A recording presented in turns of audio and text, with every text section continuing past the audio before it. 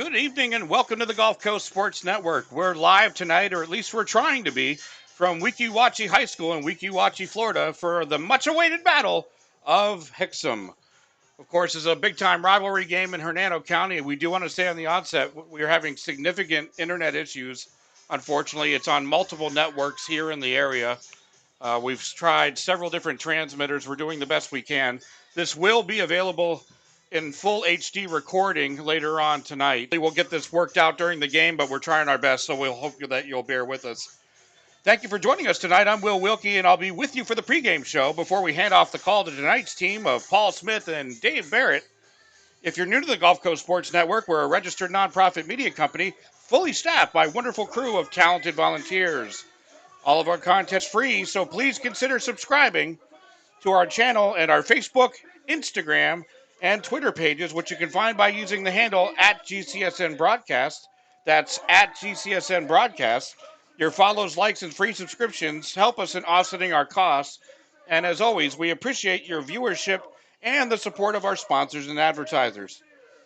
Tonight is the Battle of Hexam, the rivalry game between Weeki Wachee and Central, which are only 6 miles apart and are primarily connected by Hexam Road here in Hernando County. The key rivalry resumed in 2022, and each year the Battle of Hexam has lived up to its name. Since the resumption of the series, Central holds a 2-1 advantage over Weeki Wachee. But since 2022, the home team has always brought the trophy home. Will the trend continue tonight? The Hornets are looking to take the Hexam Trophy back and make a statement in the rivalry. Is Central looking to keep their 20-25 record intact? Now moving to tonight's game, let's get a rundown of both programs. First, let's check in with the Central Bear coaching staff.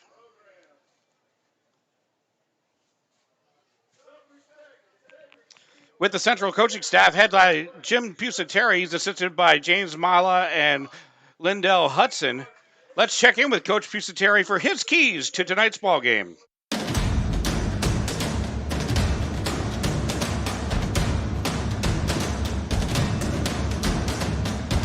Looking forward to it. We know that they're going to be excited to play. We're excited to play the game. We're not going to do anything different than we've been doing. It's a big game for us. It's a district game. It's a rival game. We're thrilled about it, and we like I said, we're going to come out. We're going to do what we do. We mix it up pretty good. We're a 50-50 team. We run the ball. We pass the ball. As far as the prediction on the game, we'll see. I'll be happy if we win by a. And now the head coach Jim Pusateri is in his 5th season. And the Central Bears come into tonight with an impressive 3-0 record on the season. Coach Pusateri's Bears have been getting the job done on both sides of the ball, with the offense averaging 24 points a game while only allowing 4 points per game on defense. Offensively tonight, keep an eye out for the tandem of quarterback Nick Demos, who's a dual threat, as well as running back Frankie Harvey. These two talented players average about 150 yards per game between them on the ground. On the defensive side, the Bears have a balanced attack, but leading the way along the line is senior Carmelo Corley, who is one of the team leaders in tackles. And senior Zybrell Hall has been locking down the secondary with 2 interceptions and a fumble recovery already on the season. Now let's go ahead and check in with the Weeki Wachee coaching staff. Head coach Justin Bland is in his 2nd season. His coordinators tonight are Mark Murray and Jason Alonzo. And now, here are Coach Bland's keys to tonight's ball game.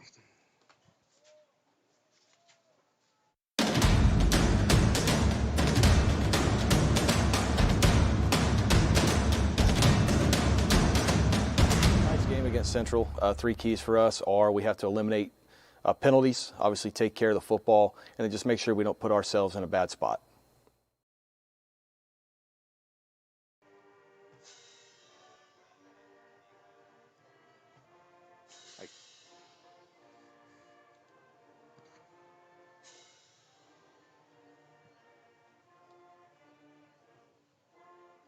We'll pause for the national anthem.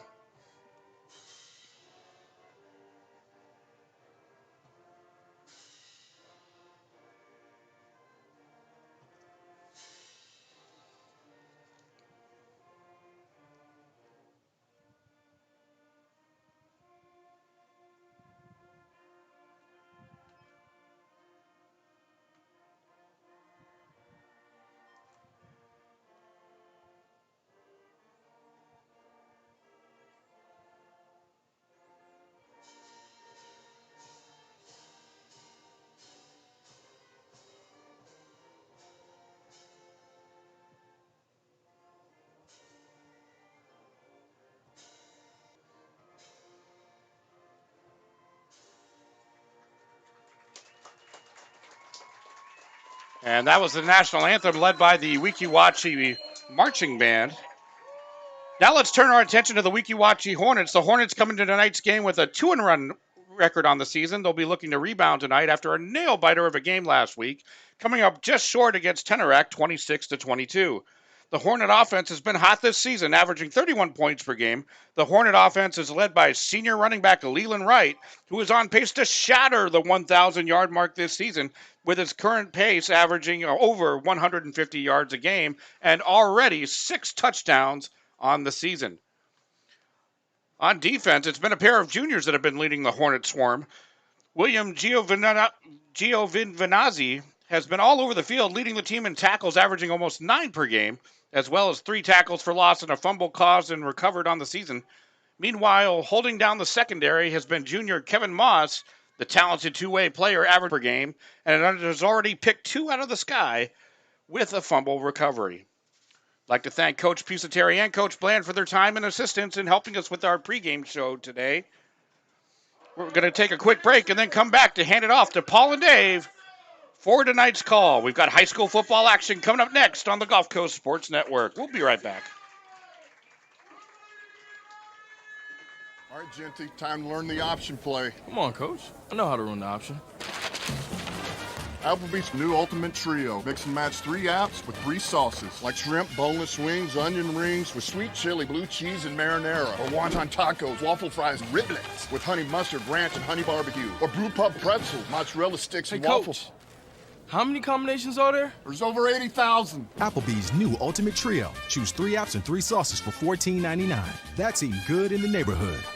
When you play football, you develop this mentality that, you can withstand anything. You're Mr. Tough Guy.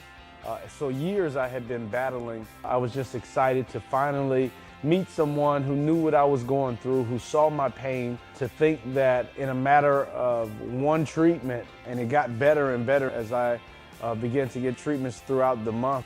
Why would you deal with this pain for another day? Okay, welcome back to the pregame show. Now we're ready to toss it up to the booth for Paul Smith and Dave Barrett. Take it away, boys. Thank you very much, Will, and welcome, YouTube fans, to tonight's big ball game, the Battle of Hexam. Dave, are we ready for this? Oh, we are definitely ready, and I think both teams are ready as I've watched the landscape here of pregame warm-ups and see the extra energy floating around here. And now you get a quick view of the coin toss and the captains meeting at midfield. I mean, these guys circled this game every season, and here we are, game 4, ready to kick it off, and I'm so excited to be a part of it. Well, let's talk about the contestants here tonight. The Central High Bears are coming in with a record of 3-0, coming off a big win against DeSoto County, 8-6 last week. Dave, what's the keys for Central for tonight? Central is standing out with their defense this year, Paul. I'm telling you, they've only given up single-digit points or less. We saw a goose egg in game 2. I mean, their defense is rifling, and they stop the run. They blitz off the edge. They have great containment over on the defensive end, especially with Mr. Cooley, number 7, Mr. Cooley coming off the edge. I'm telling you, we're going to probably see his name quite a bit for the Bears. But their offense isn't something to sleep on either. It's not just a one-sided game. The offense, led by Nico, the quarterback, he's able to throw the ball down, but he's running with it too. Like he's their leading rusher, as Will spoke pre-game about the 1-2 punch where Nico's going, and so is Harvey coming in, and they're both averaging just under 100 yards a game, and the Bearcats seem to be able to play strong defense, run the ball when they need to, and complete passes when necessary, which keeps them undefeated so far in this young season. Yeah, and then tonight's host, Weeki Wachee Hornets, they're coming in with a 2-run record. Last game was a close 26-22 loss to Tenerac. And what's some of the keys for Weeki Wachee tonight, Dave? So Weeki Wachee is very good at scoring the ball. All right, they've been in 3 games and 3 close games. So they're not afraid to go to a close game because of their offense is so powerful. They're going to have to score on this defense. And this defense has only given up 1 touchdown, no more than 1 touchdown in any game so far. So for them to match their offense with that tough defense is going to be the tale of tonight's contest, in my opinion.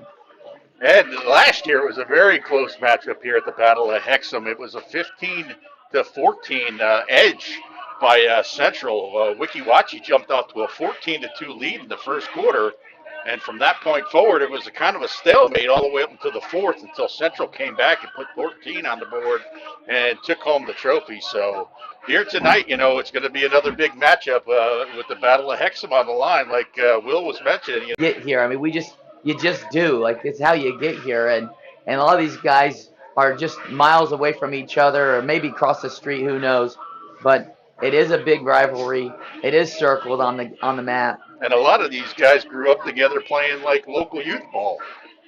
Oh, they know one another. They know each other well, and I'm sure there's always the trash talking. But what I like, what Will told us, was the home team has been victorious 3 years in a row, and I know Weeki Wachee has told us that they want this game. I know Central has told us that they want this game.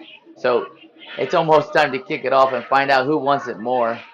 That's right. And we got, and it looks like it's going to be Central going to be kicking off. I'm not going to get a signal. Weeki Wachee, he's going to go ahead and receive. So, I think there's avenues to win for both teams.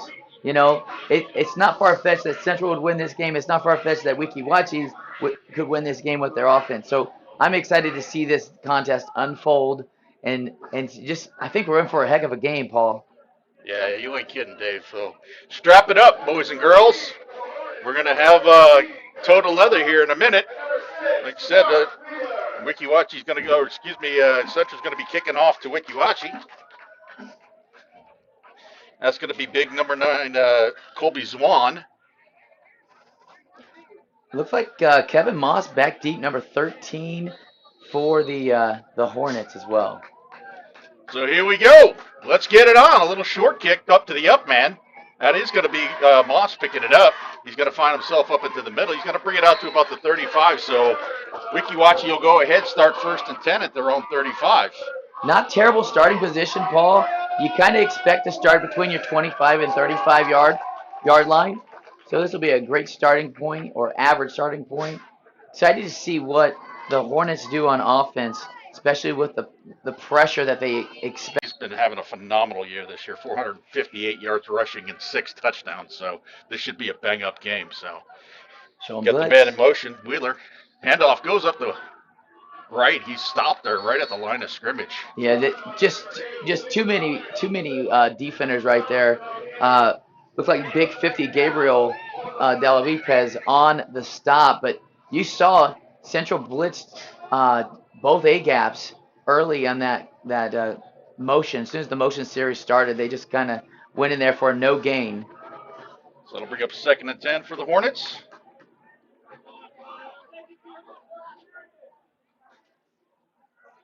Showing blitz again. Hanshaw keeps it this time. He's going to roll to the right. He's got a little bit of room. He's got some blocking down there. Brings it up to midfield, just beyond midfield. Picks up the 1st down. That was, check out the instant replay here from Jimmy Johns. Henshaw's going to pull this ball. It's a replay. He sees the pressure on the back, and he actually yanks the ball down and corner for a big 1st down for the Hornets. So Hornets go ahead and strike into the Bears' territory now at the Bear 49, 1st and 10.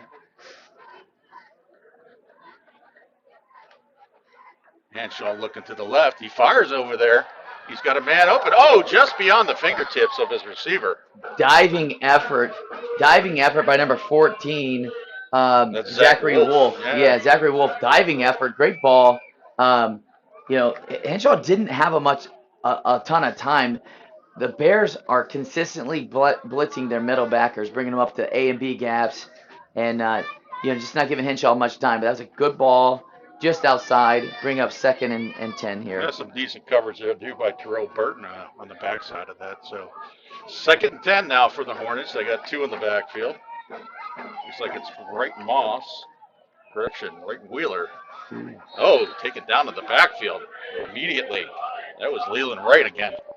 Yeah, Wright had his legs taken out from him underneath him as he was running lateral. Looked like it might have been some friendly contact, but that's what the Central Bear defense has been doing all season long, is getting some tackle for losses and some no gains, which they've done on this drive. So let's bring up 3rd and long here for the Hornets. Yeah, so far Central's had the answer for Mr. Wright.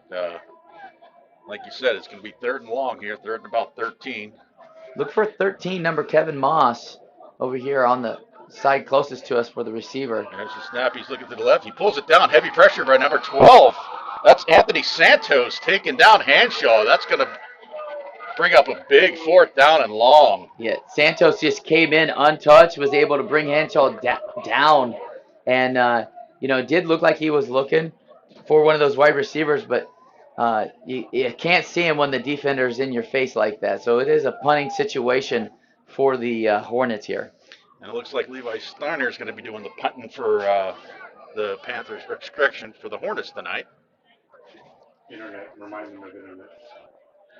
Just to let you guys know, we are having internet issues tonight, so just please bear with us. We're doing the best we can to correct this problem, and this game will be recorded and shown in HD at a later date. So with the punt there, they're going to let it go. Great punt. Great like roll. Go down to the 12-yard line, so Central will go ahead and start deep in their own territory. So with that said, right now with 9:05 left to go here in the first half, we have no score. Forget it. That's a great punt for the Hornets. It was able to roll and roll and roll, and now the Bears find themselves far, far away from the end zone here, yard line. Now we're going to take a peek at Nico, number 5, the quarterback. Yeah, Demos is coming out here for Central. He's their big gun of the night here. So 1st and 10 for the Bears at the 12. Looks like he's going to go ahead and hand it off to number 14, JT Harvey, who goes around the left side. He's stopped there by a host of Hornets.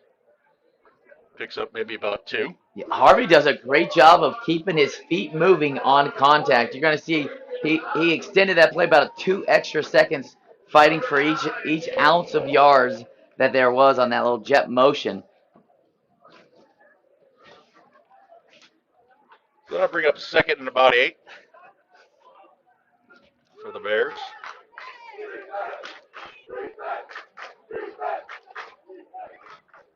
Demos has 2 backs in the backfield. There's the handoff. Goes to number 10. Picks up about 4. Well, Central's playing it safe with just some easy handoffs, inside-outside handoffs. Try not to put the ball in the air early in their zone. They'll bring up 3rd and short, though. They got about 4 yards they can get on this. So 3rd and 4. Wheel himself. He's got 258 yards rushing his own self, so he's a little threat with the ball, too. So JT Harvey next to him. So Demo's going to go ahead, like I just said, keep it. Looks like he gets up past the 30-yard line. Correction. Up to the 25-yard line. That should be enough for a 1st down. That is enough for a 1st down, Paul, and you called it. It was a run, a QB-designed run right around the end. He had lead blockers and enough to get the 4.5, 5 yards he needed for the 1st.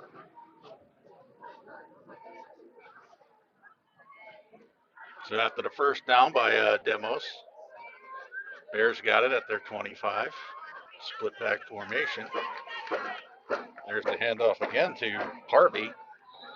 Finds a little bit of an opening there. Picks up about 8 yards, 7-8 yards on that play. Yeah, that was a really low snap, and Nico was able to pick it up and give it to Harvey. Harvey follows the inside block, getting about 6 or 7, maybe 8. Looks like 8 yards. That's a great spot. That's a great run on 1st down.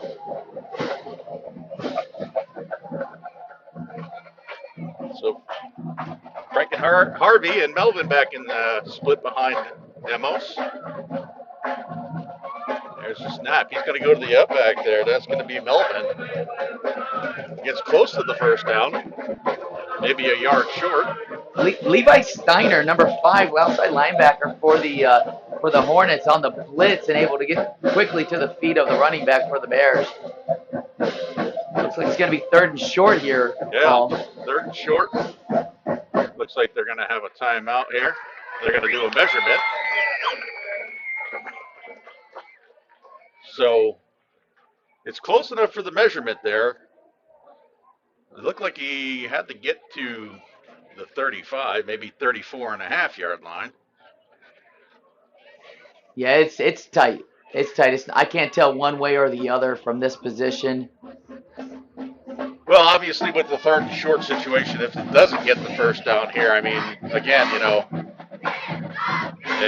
Demos last time, quarterback design run on that one, and it's probably a good chance that it may pop up again. But, with Harvey and Melvin back there, he's got some options, and they're moving the ball right now. Looks like a little extra slack, maybe. Just short. Nope, they're going to give him the first down. Okay. Good. I guess he brought out the old index card, huh? Yeah, the index card. Force foul. That was about as exact as it comes. Looks like we're going to have a water break now. Yeah, we're going to go ahead and take a break ourselves with the score 0-0. We'll be back. One of the reasons we've been so successful at Divinity Med Spa is because we understand what people are looking for. They want to look rested, refreshed, good for their age. We can accomplish this by treatments such as Botox, filler, lasers, and an array of facials, all by a team of trusted experts. This is Divinity, Hernando County's only locally owned and operated med spa. Come see us. We can't wait to meet you. When I was down there. All right, Paul, we are back as the Bears run their offense back on with a new fresh set of downs. Defensively for the Hornets, they did just start blitzing the middle backers here, so we'll see if they do a little more of that this next drive. All right, so let's see what the Bears can do on this.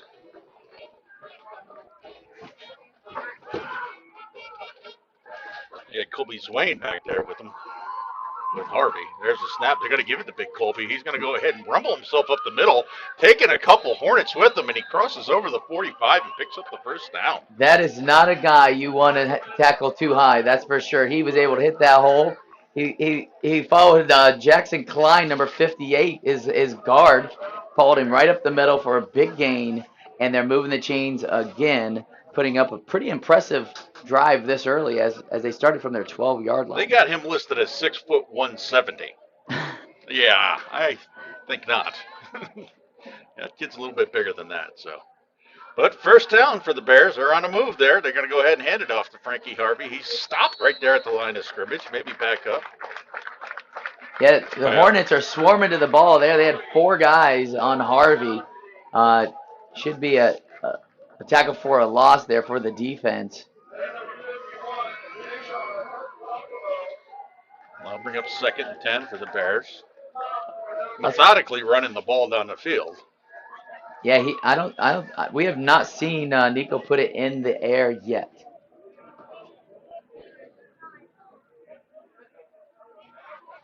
So they got Harvey as the single back. They got 4 on the right side. Low snap, it gets away from Demos. He picks it up. He's rolling to his left, looking for a little bit of daylight. He is going to be brought down all the way back to the 35-yard line. Taken down by number 14, Zachary Wolf. Paul, we talked about that low snap a little bit 4 or 5 plays ago, and this one went between the ankles of Nico, and he was able to pick it up and get an extra 2 or 3 yards before he was hit. But that is a drive killer. And now we might see the arm here of number 5, Nico Demos. Yeah, that'll be 3rd and 20 now. So, that was a big killer on that one there. So we'll see what the Bears can pull up here on the 3rd down and long. He's looking to his right. He's going to step up. Escapes one tackle. He cuts back over the middle. Finally taken down by number 13, Kevin Moss. There is a flag on the play, Paul. Yeah, it's usually in the area holding right there, so we'll see what they got. Yeah, you see it come in on the Jimmy John's instant replay there. Yeah, it does look like it is indeed holding on the offense. So that'll probably back them up if they're going to take it. That'll be And they are going to take it, so that's going to bring up third and 30. So they're going to go ahead and push them way back to the 25-yard line. Correction, to the 20-yard line. Actually, And it all started with the bad snap and then the penalty, because this was a very impressive drive for the Bears. Actually, they called that a personal foul. They called the tripping on that there, Dave. So that's what the 15-yard was marked off. So it's third and a country mile for the Bears. This is just something, maybe get a little bit of yards and punt it away. So Demo's getting heavy pressure. Oh, he eludes that. He's going to roll to his right. He's going to keep kind of cut back this way. Just get beyond the line of scrimmage. But number 9, James Nielsen, had him in his sights. Yeah. William Giovanni was also in on that late tackle, but you're going to see right here, he's got a chance to reverse the field, and the Hornets weren't going to have it this time. But it does bring up a punting situation, Paul. So you got Wheeler and Wolf, correction now, Wheeler and Moss back deep for the Hornets. And punting for the Bears is going to be Zabriel Hill. Zy Hill. Looks like it's going to take a Bears roll, maybe up the midfield, just shy of midfield. So the Hornets will go ahead and have 1st and 10 in the Bears territory. And we're going to go ahead and take a break. Still no score. Hey there. Have you heard about Ron Schuster Pest Control? They've been serving the Nature Coast since 1983 and are experts in keeping your home and lawn pest-free. Give them a call at 352-683-4003 to schedule your appointment. Remember, when it comes to lawn treatments, the grass is always greener at Ron Schuster Pest Control.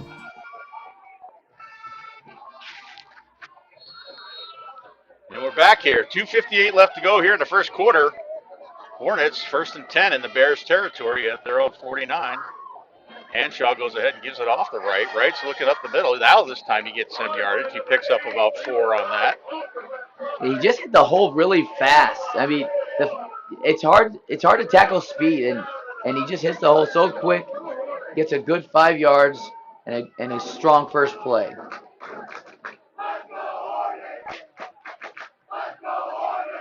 Going to see if the Hornets have an answer for the blitz calls from the linebacker crew for the Bears, which was so successful on the opening drive. Going to bring up 2nd and 6. Hornets got 3 split to the right. Again, showing pressure up the middle. That looks like a miscommunication right there. I think Hanshaw wanted to take that back, but Wright said nope. Looks like he loses about 2 yards on that. Yeah, that miscommunication was definitely there. Luckily that the ball didn't come out. Sometimes when there's communication like that, one thinks they've taken it, one thinks they're keeping it, and then it ends up on the ground. And there were 2 Bear defenders there to make that happen. So that'll move them back to 3rd and 8 now for the Hornets. Bears steadily keeping pressure up the middle on those blitz calls there. So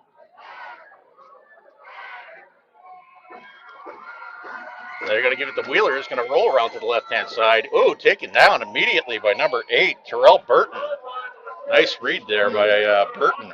Yeah, Burton was aggressive to the ball carrier and made him go all the way to the sideline before bringing him down. And the Bears defense is very aggressive. They're safe. They didn't have a safety last play. Everybody was playing up within 7 yards of the ball, and it worked out perfectly for them as they brought up 4th down. It looks like they're going to be punting. Yeah, they got it back up to the line of scrimmage, but like you said, that's going to be 4th and long, and they're going to go ahead and opt to go ahead and punt, and that's going to be Levi Steiner. Surprised, Hanshaw, he's got almost 250 yards passing so far this year. I'm surprised they haven't shown a little bit more of that. So. Oh, got a guy coming across early, real early. Must have had the block on. It's not going to be enough for a 1st down. It'll still be 4th down, but we're talking about 4th and 3 now. Much more manageable opportunity on over the 50 here. Yeah, it's a little bit now. It's 5 yards, a little bit farther deeper, and the Bears territory. So maybe a little bit more comfortable for the Weeki Wachee coaching staff to go ahead and make a fourth down call on this one here. So that looks like they're going to line up in the old possible tush push. Nope, it's going to be fumbled there by Henshaw. He's immediately taken down by a host of Bears, so that opportunity just went out the window. Yeah, Henshaw actually had the ball a little bit further away from his body, and offensive lineman or up backs was unfortunately dropped it, put it on the ground, quickly gathered the ball, but too much penetration by the Bears defense, and that'll be a turnover on downs. So the Bears will have good field position here at their own 45-yard line, 1st and 10. So far it's been a stalemate. We got 16.2 seconds left to go here in the first quarter. Still no score.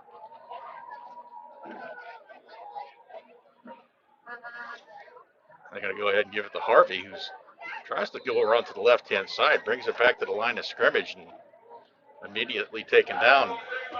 Yeah, Zachary Wolf, the sophomore, in first at the feet to help that stop, and it should be the end of the first quarter here, Paul. Yeah, that's going to be the end of the first quarter, Dave. So with no score here at Weeki Wachee, we'll be right back.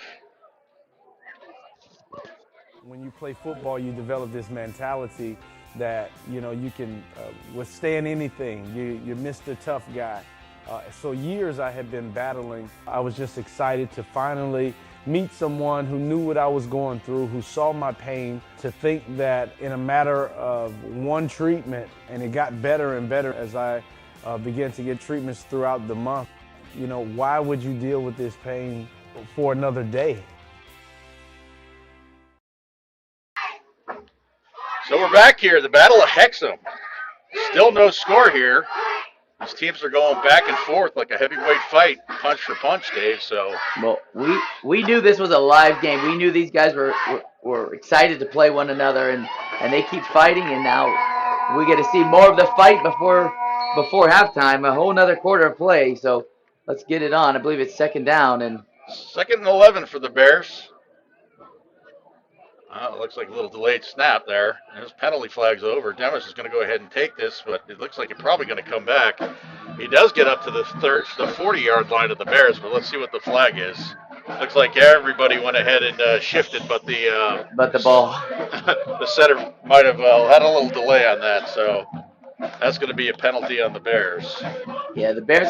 Coach P's definitely going to want to talk to his team at halftime about the penalties. Because they've had about 3 now, and that has cost them. Hey, Jason, can you get some shots for cheerleaders over here? Yeah, definitely some yardage, negated on some of the plays that they had from those plays, And then Weeki Wachee on the opposite side, they're not doing themselves any favor. A couple, muff balls and some drop balls there on the quarterback on the exchange, yeah. So that'll bring up 2nd, and it looks like it's about 15. They're going to go to Harvey up the middle. He's got a seam, and he's got a little bit on the outside. Nice tackle there by Jarvis Wheeler to save probably a breakaway touchdown, but that was a nice run.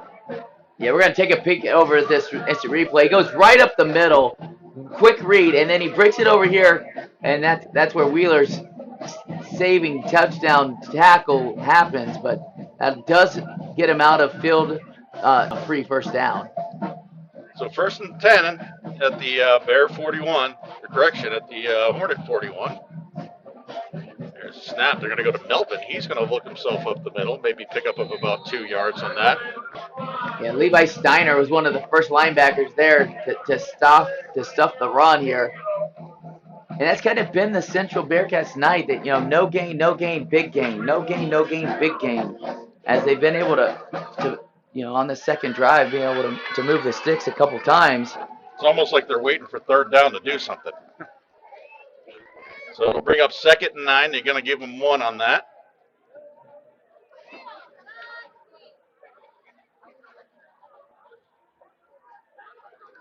There's a snap. They're going to go to Melvin again. He's looking his way up the middle. This time he looks like he's going to lose a yard. Yeah, that D-line came across really fast, really low. 56, Randall Cedino first on the scene, but Him and Giovinazzi. yeah, he So- was not alone on that D line coming across. So that'll bring up third down at about 11. So let's see if this is one of them plays that Central will go ahead and, scrap back and get a first down on. Which just seems like the pattern of what's going on. Again, we have yet to see Demo, so I don't believe he's throwing the pass at all tonight.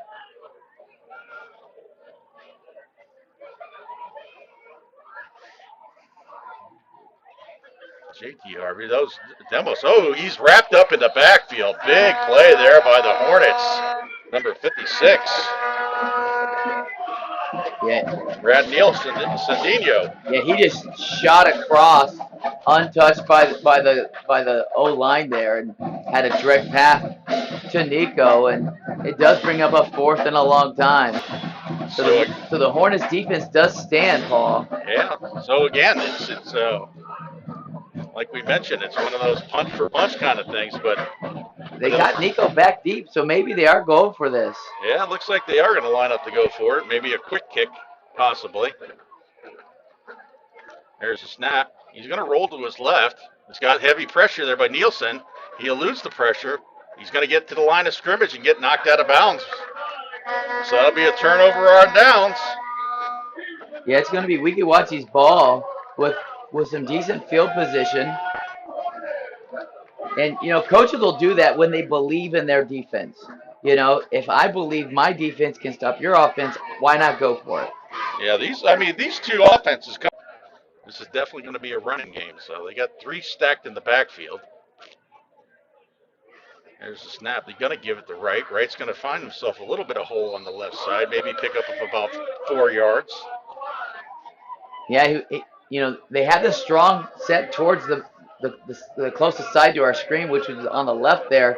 And that's what they did. They ran to the string and able to get a good, like you said, 4 yards, which, Paul, you and I are pretty good at math. If you get 4 yards every time, it's enough to march it all the way down. That's it.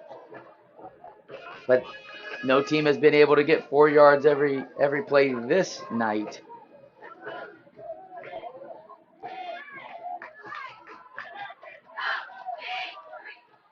So we get a second down and 6.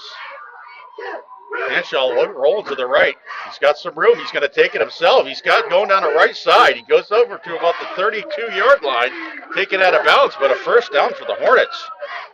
Big run. Yeah, check out this instant replay from Jimmy John's. Number 1, Connor Boyle's going deep, and he looked like he could take it, but quarterback just found the corner and was able to move the chains, and now we've invaded the Bears side of the field here. So 1st and 10 now for the Hornets at the 36. Again, trips in the backfield. Hanshaw going to go ahead and hand it off to Wright. Wright runs up the middle there and picks up about 7 yards on that, 8 maybe. Yeah, Wright does not have to do much. He just gets behind. He runs so low, he gets behind any of his blockers, whether it's his backs or his guards, and he's able to just move forward, keep moving forward, which, like you said, 8 yards. That's a great first down, and they're getting close to the red zone here. And, one of the things me and you talked about earlier is, watching the pregame, and Central's got a lot of big boys on their team, but, Weeki Wachee seems to be doing okay on the offensive line right now, making a stand here. There's a snap, a little run into in the backfield. Hanshaw throws it over. Oh, just through the hands of Levi Steiner. There's a penalty flag on the play, though. Yes, Steiner was running free. And I do see a defensive penalty being called right here. But you're going to see, as the quarterback drops all the way back and throws a quick little pass, 9 and 5, both of the fellas there, yeah, Steiner and Nielsen there. They're going to go ahead and call a holding on defense. Defensive holding, that'll bring up a first down. I think they got number 19, Corey Graham on that one. Well, it was right in front of the referee. So we are now in the neighborhood in the Apple Breeze red zone. 1st and 10. First time tonight we're in the zone. There's a snap. He's going to pitch it out to the left side. Yeah, that was just a quick pitch. Yeah, that was Jalen Moss on that one there. And Moss did a really nice job of, most pitches you're trying to get all the way to the sideline and string it out and then turn the corner. He just took it straight up. Not a ton of yards, but probably made the most of what he was dealt with. Yeah, he picks up about 2 on that, so they'll bring 2nd and 7.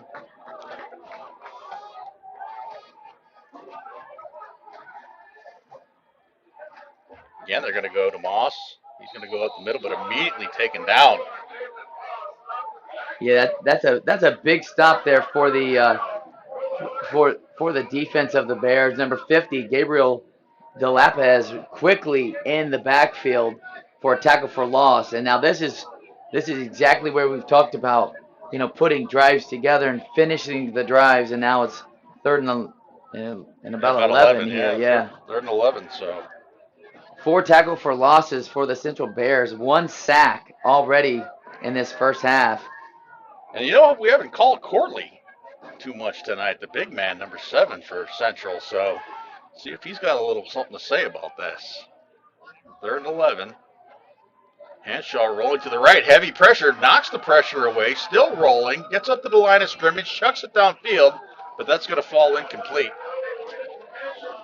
Henshaw does a great job of keeping this play alive with a stiff arm. All right. And continue rolling out of the pocket.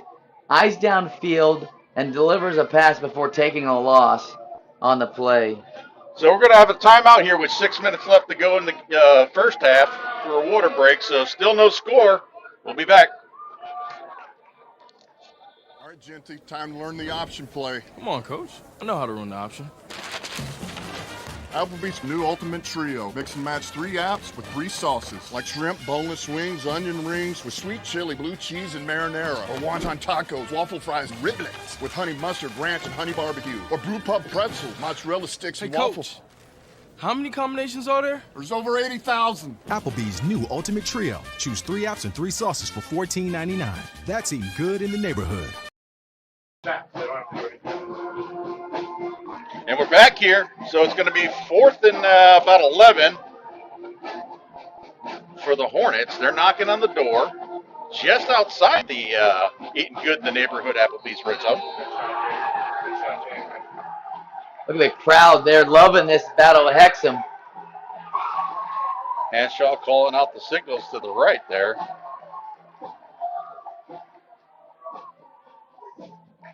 There's a snap, high snap off his hands. He's going to recover the ball. Once again, he's fighting his way around. He's back about to his own 40. Throws it downfield. Oh, in and out of the hands of Mr. Hall. Yeah, that was some one-on-one crime there because Connor Boyle was able to knock it down before. Great job, with the high snap coming down, giving his team a chance on 4th down, throwing it up, and as we spoke, they knocked it down there. But that'll be 1st down for the Bears now, as they did bring the house on that defense. Yeah, heavy pressure there. And, Henshaw took himself all the way back to the 40 and just heaved it downfield. Almost intercepted there by Zabriel Hall.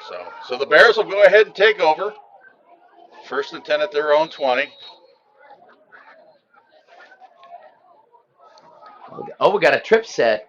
Yeah, we got 3 out to the right, single on the left. Demos looking to the right. That's JT Harvey. Swings it out to him. Fighting Still for every fighting. yard. Gets up to about the 25-yard line. So maybe pick up a 5. Yeah, that was just a quick screen out there, and a low throw by Nico, but able to be brought in by Harvey and able to keep fighting. I think he was contacted right as soon as he caught the ball and able to get 4 or 5 yards on that. Yeah, that'll bring up. They give him 4. They're going to bring second 6.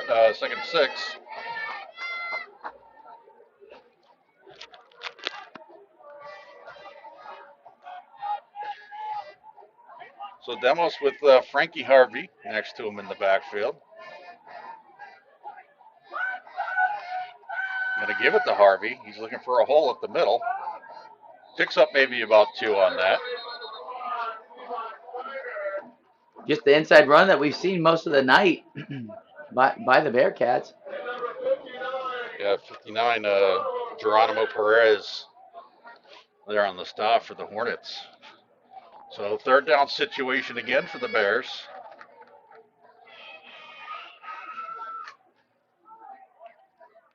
Third and about 5. Melvin and Harvey in the backfield next to Demos.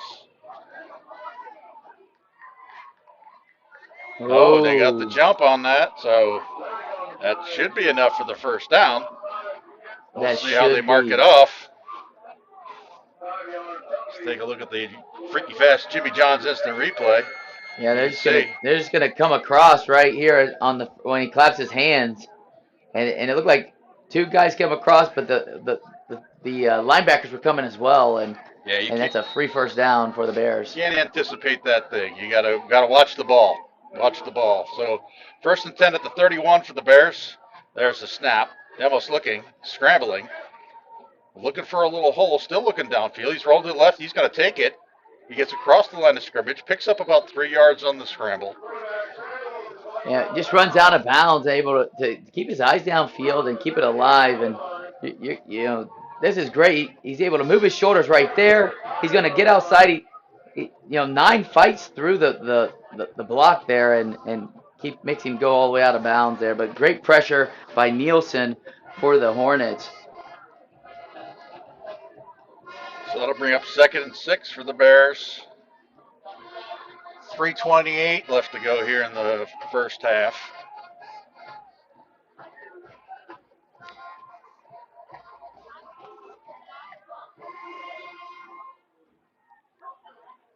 They're going to give it to the upback. That's Swan. Oh. Swan just mows over a few guys.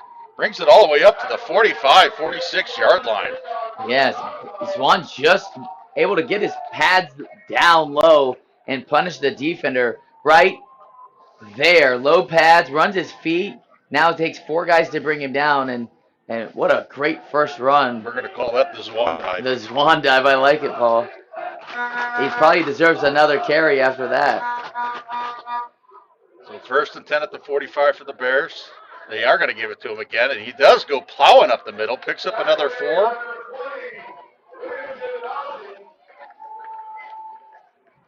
Yeah, when you have a running back that is hungry for contact, and in a game like this, it's great to give him as many carries as he wants to eat.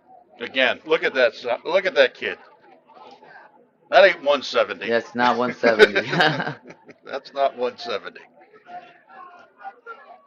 And he runs fast though. Big strong legs. Let's see if they give it to him a 3rd time in a row. So 2nd and 6. They're not going to feed him this time. Demos looking to pitch. He does. He pitches out to Frankie, and Frankie gets taken down. Loss of about 4. The ball might have came out. It might have. I don't know. Yeah, they're for saying that the ball did come out, and they're going to give it turnover to the Hornets. The home team with the fumble recovery, and the crowd is going nuts over here. And this is a really good pitch. I'm not exactly sure how the ball got out of the hands, but there were some Hornets nearby, so maybe it was forced by the defense, but regardless, it was recovered, and it'll be first down with less than 2 minutes to go, just over 2 minutes to go, corrected, for the Hornets here, trying to get some points in this scoreless contest. Yeah, it's they'll have it 1st and 10 and inside their territory here at the 45. So, I mean, it wouldn't be not a bad idea. Maybe start taking them some more shots downfield. But that pressure has been all over Hanshaw tonight. So, there's the snap. He's going to give it to Wright, who immediately is taken down in the backfield by a host of Bears. Yeah, particularly number 7 there. Yeah, that's big Mr. Camelo Corley. He might have heard you speaking on the last drive about. Got a little mad at me. Yeah. Sorry, Camelo.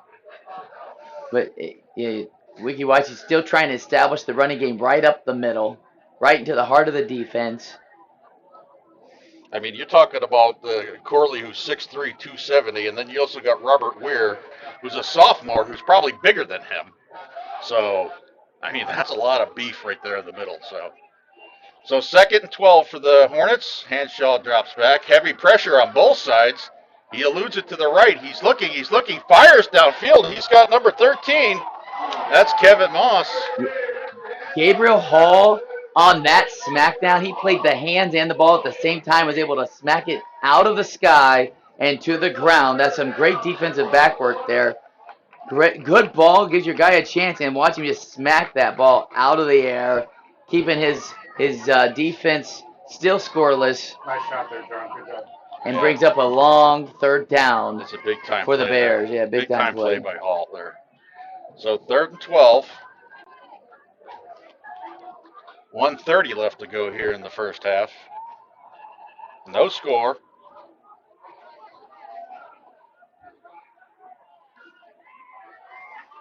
There's a snap. Quick throw over the middle. Looks like the pass was intended to Josiah Ojeda. Yeah, Ojeda just ran a quick slant. The ball came through the middle. It came in hard and fast and incomplete, but it looks like we got an injury down there. Yeah, it's Javaris Wheeler. So we're going to go ahead, while they're attending to him, we're going to take the regional scoreboard, Merdo Family Vision regional scoreboard. Let's take a look.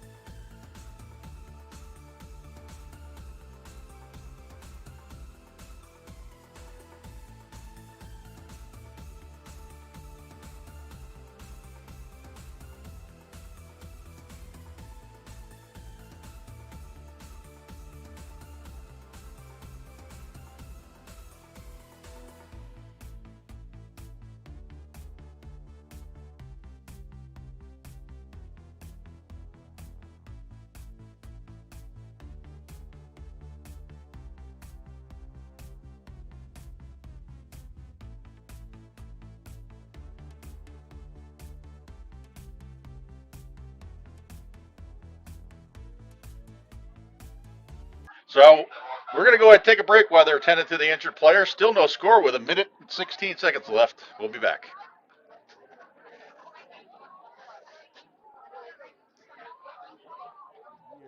I haven't ran because I just believed that my body was on the decline, that the pain that I was experiencing was not tolerable enough for me to go out and run. And the day that he adjusted me, I felt that relief, and I felt like I could actually put on my cleats again.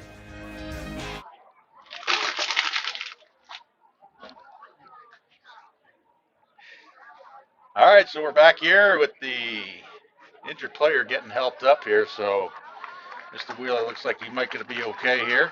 He's going to get helped off on the field. So yeah, Wheeler's a very important part to this team. Not only a defensive back, but also a wide receiver and one of their skill athletes who they count on both sides of the ball. And it looks like he's very gingerly coming off. And we wish him the best and hope that he gets feeling better. But it is 4th down for the Hornets here.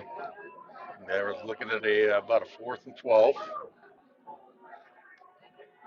Got the twin stack looking over here.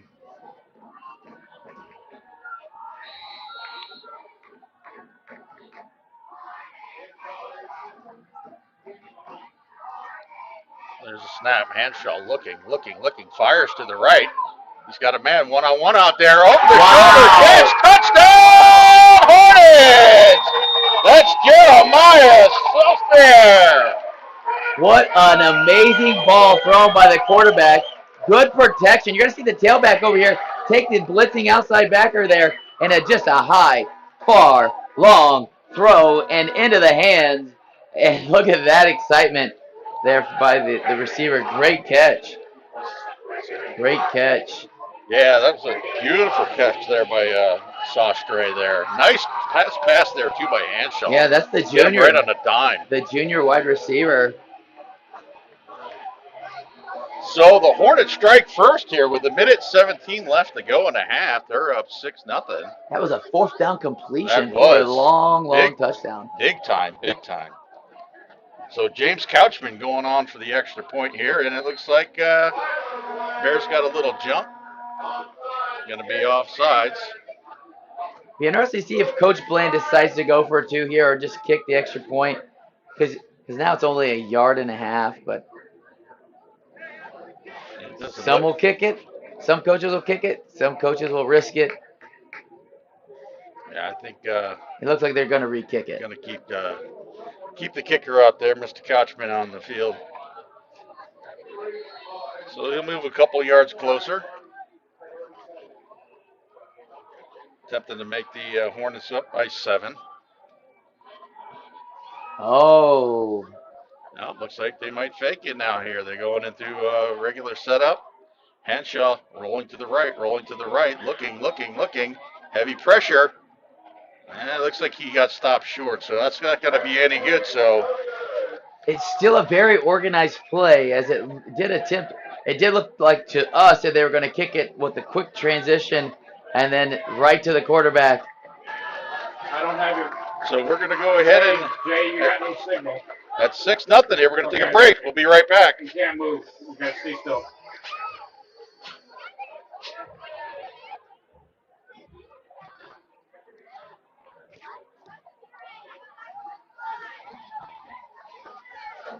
Well, Paul, the Hornets are going to have to protect this kickoff right here because, it does say a lot when you can go into a game up, a home game, a rivalry game up at halftime.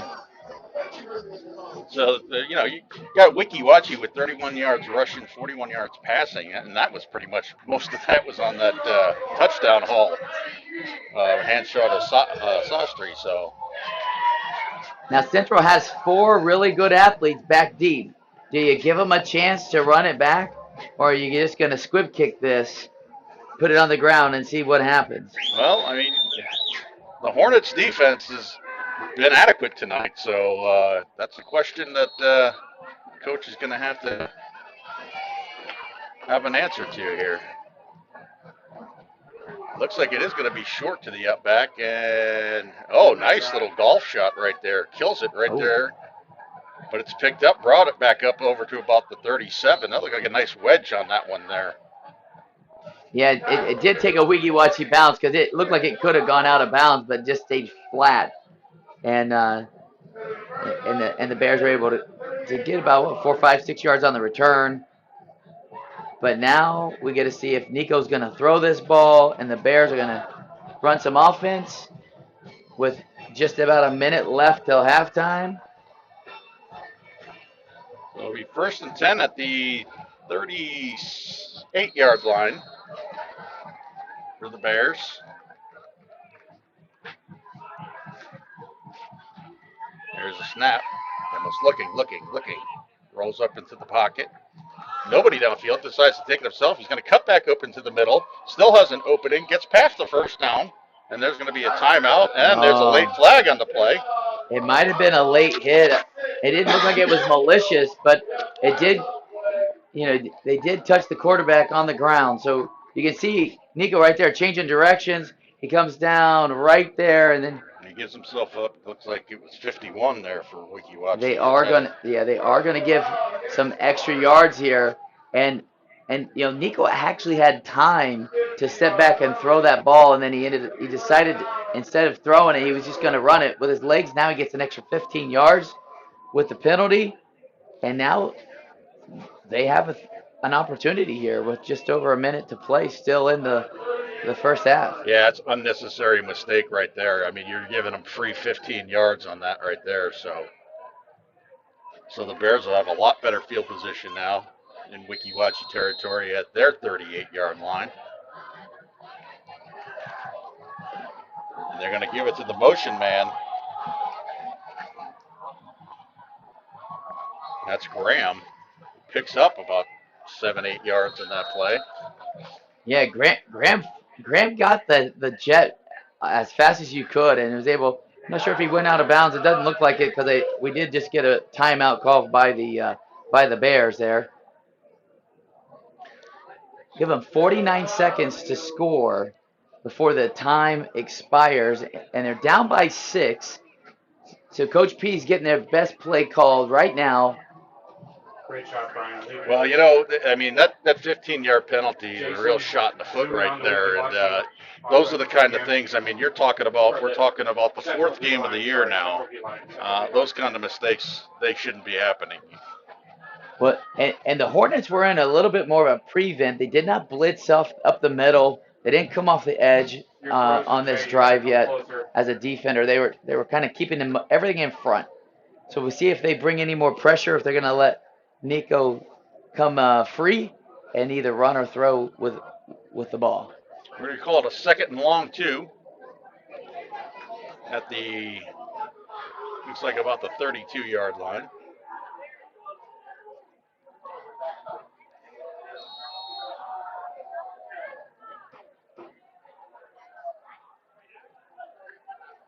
Looking to the left, he's scrambling. Flushed out of the pocket, still looking. He's going to take it himself, tries to cut back. He gets tackled, but I think that forward momentum brought him up to the first down. It looks like he might have got the first down on that. Yeah, Nico does a good job of keeping his eyes downfield, waiting for something to open up, hoping to throw the ball. He's unable to see what he wanted. He's keeps his eyes down, gets the first down, and we got a second timeout by the Bears as they try to stop this clock from expiring without coming up empty. Yeah, they have one timeout left, 29 seconds left. So, again, Bears are knocking at the door here. Weeki Wachee's got their defense got to step it up and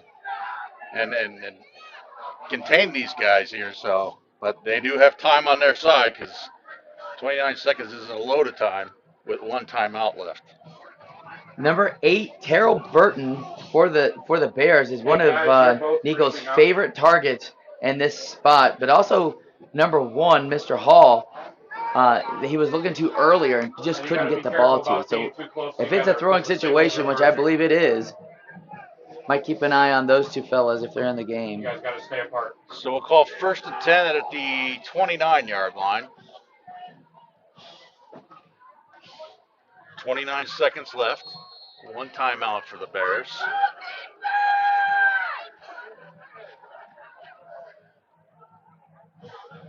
There's a snap. Looking to the left. Scrambles out of the pocket. Fires back across to the right. He's got his man. Brings it up into the 15-yard line. That's number 13. Jonathan Bunyan. Paul, we're going to look at the Jimmy John's Vincent replay. He's got all day as he moves to his left, but throws back towards the middle of the field. And, quick catch there, able to get down. And I believe we have our final timeout, correct? Yeah, that's the last time out there for the Bears with 17 seconds left. They'll have it 1st and 10 on the 15, and we're in the neighborhood with Applebee's in the Applebee's red zone today. This is fantastic, and even though the Hornets aren't bringing a ton of pressure on this drive, they are keeping everything in front and not giving up the home run hit. And if you're a Hornet, that matters because they only have about 2 more plays left theoretically. Yeah, they're going to have to.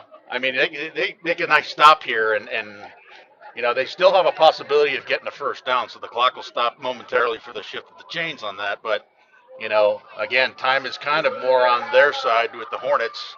But the Bears, hey, they're moving. They're not going to be giving up here. They want to go ahead and try to tie this score up before they get to halftime here. So.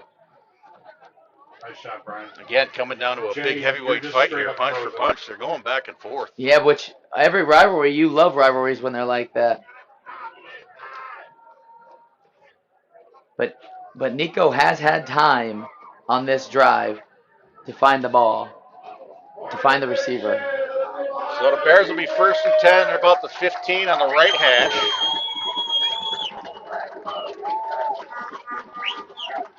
Demos set with Harvey in the backfield. There's the snap. Demos looking to the left. Now he looks back to his right. He's going to take the ball. He's going to fire it into the end zone. Picked off! Picked off by the Hornets. Kevin Moss. He's taking it up the left-hand side, breaks a couple tackles, and steps out of bounds. So that's a big save there by the Hornets. Kevin Moss. Jonathan Bunyan is wide open in the back in the back of the end zone. You're going to see Nico right here.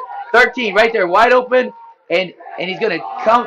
Look at that interception. Now watch right here. He's going to fumble the ball right there, able to get his own drop and get some yards. A huge play for the Hornets to end the half here, or nearly end the half. They got 0.9 seconds left, it looks like.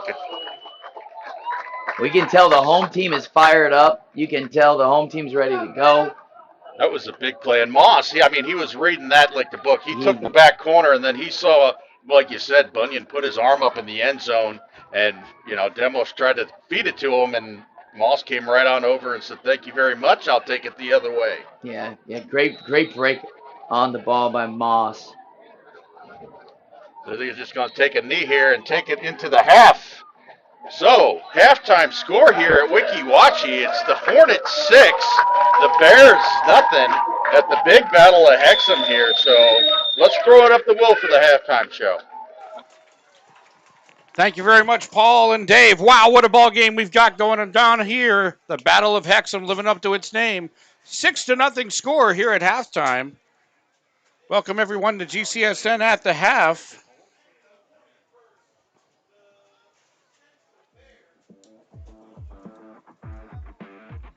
After a short break, we'll get things started with tonight's senior spotlight. Apologize, we're running the incorrect graphic here.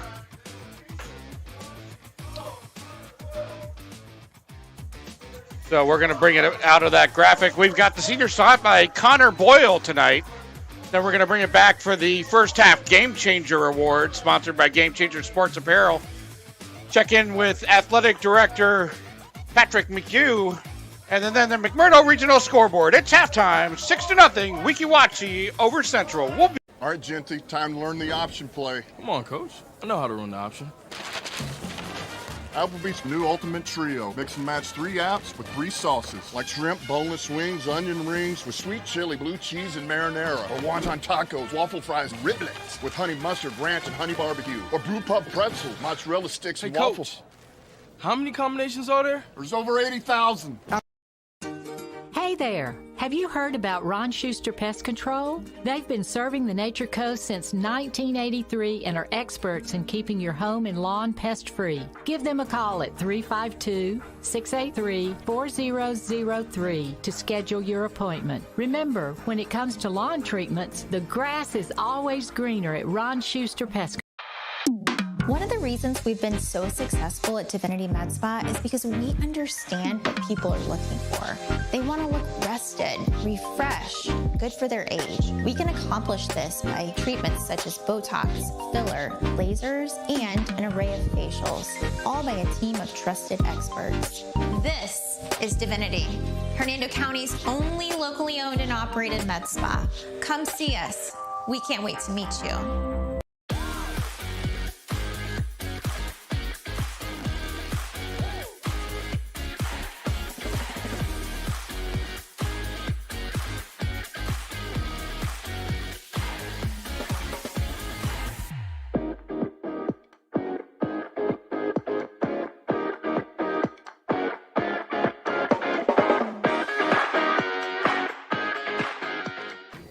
Avion, now that you are a senior, what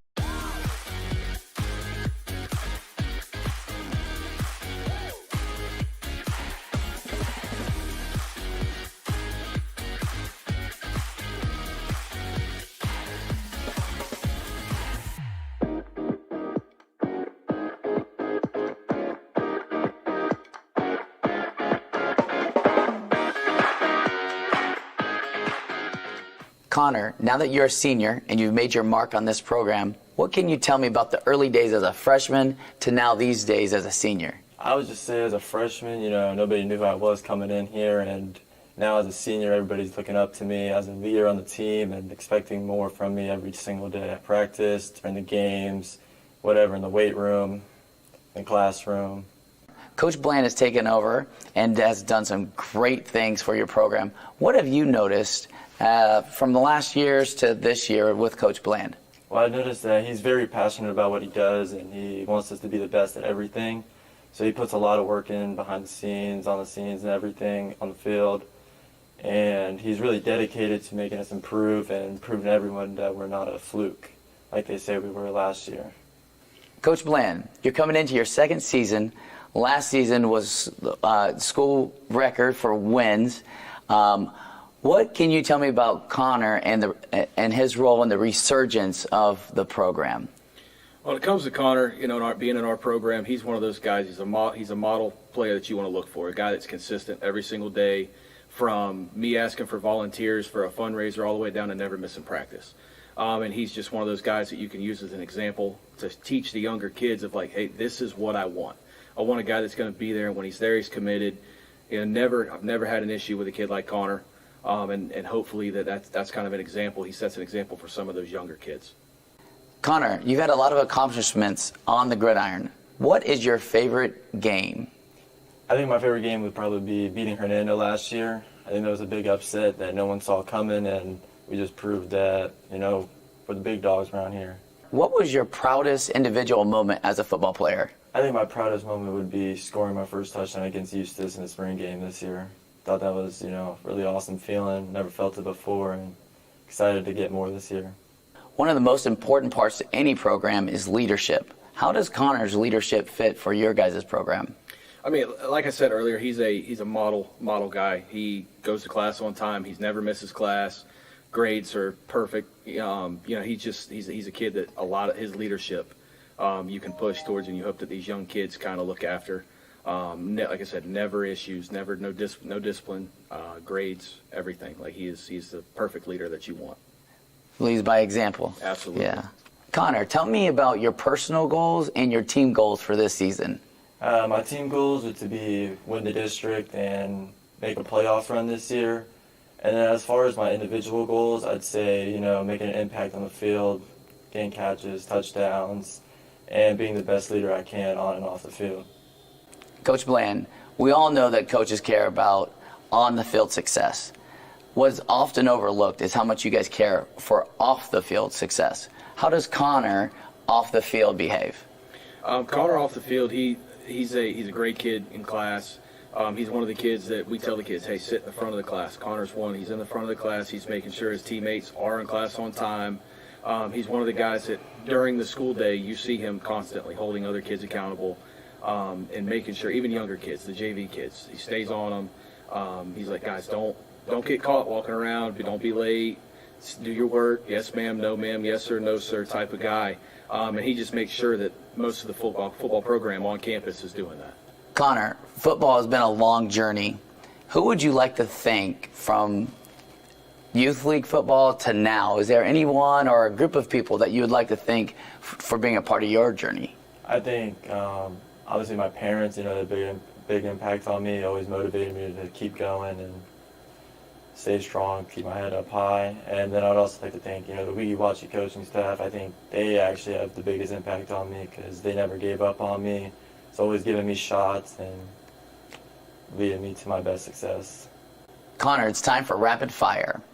Who is your favorite player of any sport and why? I'd say LeBron James, just because, he's the GOAT, he's everything. Who is the biggest rivalry? I'd say Central, because, last year they upset us, but just because we had a lot of behind-the-scenes issues, like injuries and everything, and we want the Hexam come back, so that's definitely the biggest rivalry. Favorite school tradition? I think it would be our pregame meal before our games. And why? Because, we just all get to bond, get ready for the game, prepare, and have a little bit of fun before the game. Pre-game ritual? I usually just listen to music, relax, and ease my nerves, before the game. Who's your funniest teammate and why? I would say myself. I'm not going to do that. I think everyone's funny in their own way. I think, everyone gets good laughs from everyone here and there. So you guys just kind of build off each other? Yeah. What do you look forward to most after graduation? Hopefully playing college football and then also pursuing a career in law enforcement. Thank you, Connor Boyle. 2025 Senior Spotlight.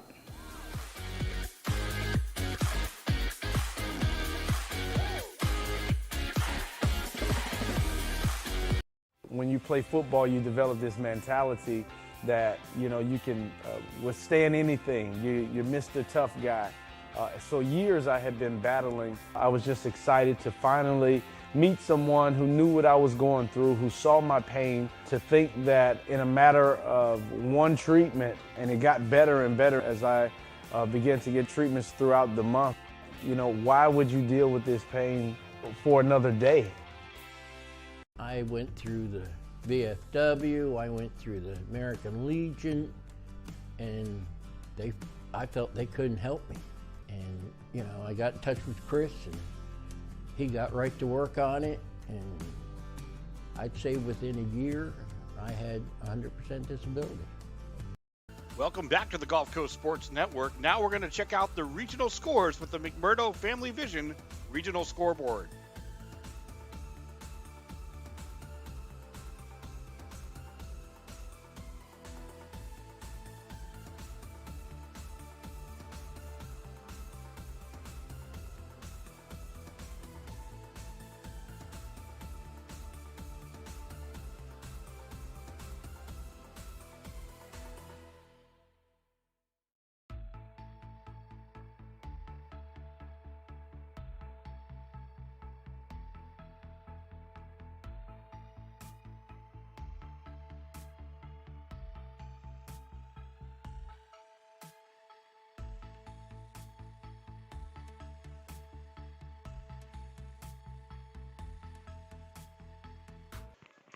Welcome back to GCSN at the Half. We hope you like the Senior Spotlight featuring Connor Boyle.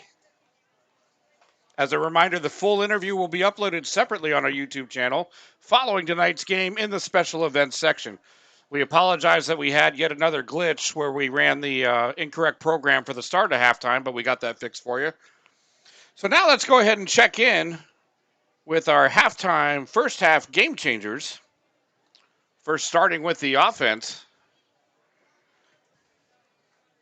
And no doubt about this one, in a 6-0 score, we got to go with the touchdown. Jeremiah Soster with that beautiful 47-yard touchdown catch. Congratulations, Jeremiah. You're our first half game changer for Weeki Wachee.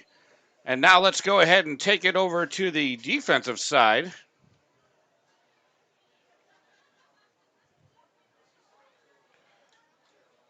Once again, in a 6-0 ball game, you got a lot of defense going on. We got to go with Kevin Moss. He's got that big interception in the end zone that took the score away from Central right before the half. So congratulations to Kevin Moss. First half defensive game changer for Weeki Wachee. So now we're going to go ahead and take it over to our halftime interview, featuring Brian Lott and athletic director Patrick McHugh from Weeki Wachee.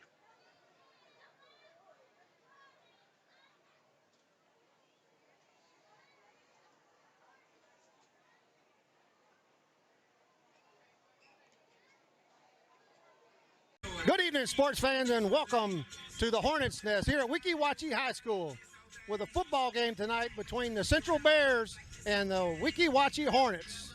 I have with me Coach McHugh, athletic director here at Weeki Wachee. Coach, if you would, I know you got a lot of sports going on this fall other than football. If you would, kind of give us a rundown and how things are going so far. Swimming's doing a great job. Boys have a couple wins against county teams so far. Girls are competing every weekend for us. Cross country, same thing. Tyler Boucher sort of leading the way for them. And I know Coach Woolcock and Coach Skipper really have high hopes for the guys to sit there and possibly make the state meet this year. Golf, we got a lot of golfers out there on the boys team. We're a little short-handed on the girls side, but you know they're battling every day. And Coach Clark and the volleyball team is off to a great start. They've only got one county loss so far against Hernando, and they lost the other night in 5 sets. They play them again next week, which I think if I'm doing my math correctly, if we win that, we might be winning the conference championship doing that. So, volleyball is bouncing back from a tough year from last year. And then Coach Bland here with football is off to a pretty good start. We lost a tight one last week at Tenor Rock. But we got a 2-1 start, and we're ready for a big game tonight. Well, good. I appreciate your time. Hey, good luck in all your fall sports, and good luck tonight, and hopefully y'all come out with a W. Yep, thank you. Will, back to you. Thank you very much, Brian, and thank you to Patrick McHugh, Athletic Director for Weeki Wachee. We're going to go ahead and check in with the McMurdo Family Vision Regional Scoreboard one last time, and then break for commercial and toss it back up to Paul Smith and Dave Barrett for the second half call. 6-0, Weeki Wachee over Central. You're watching the Gulf Coast Sports Network. We'll be right back.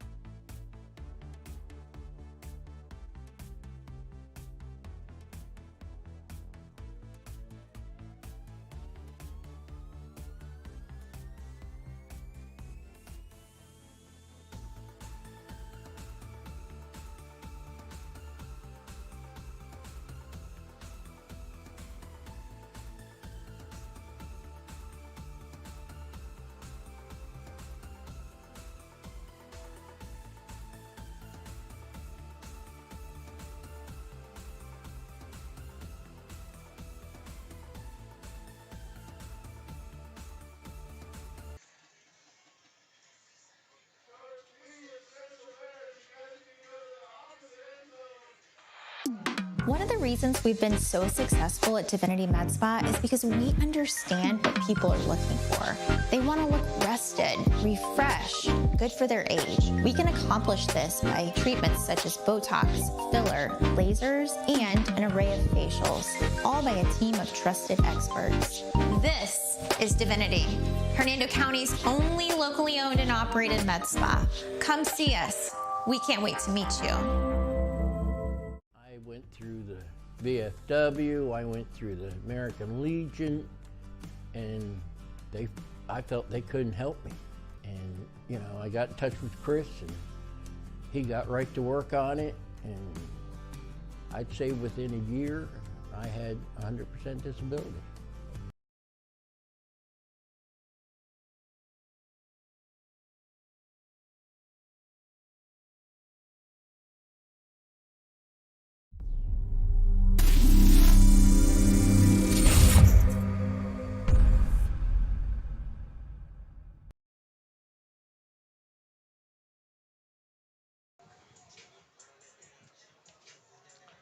All right, welcome back. It's still halftime, but you know what we're going to do? It's my fault. I apologize. We're going to do the starting lineups to the ball game. We're going to do it now.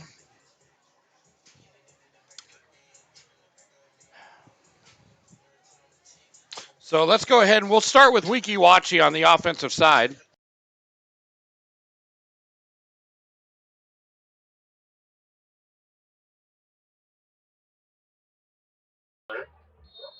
Units up front on the line for the Hornets. You got Hunter Valderrama, Richard Gale, and Contigum.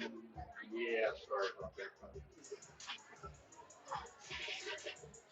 Now for defense. Now for Central, defense direction. We're going to do the defense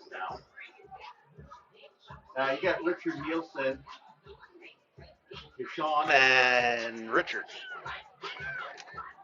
Wolf, Giovanizzi, and Steiner as the linebackers.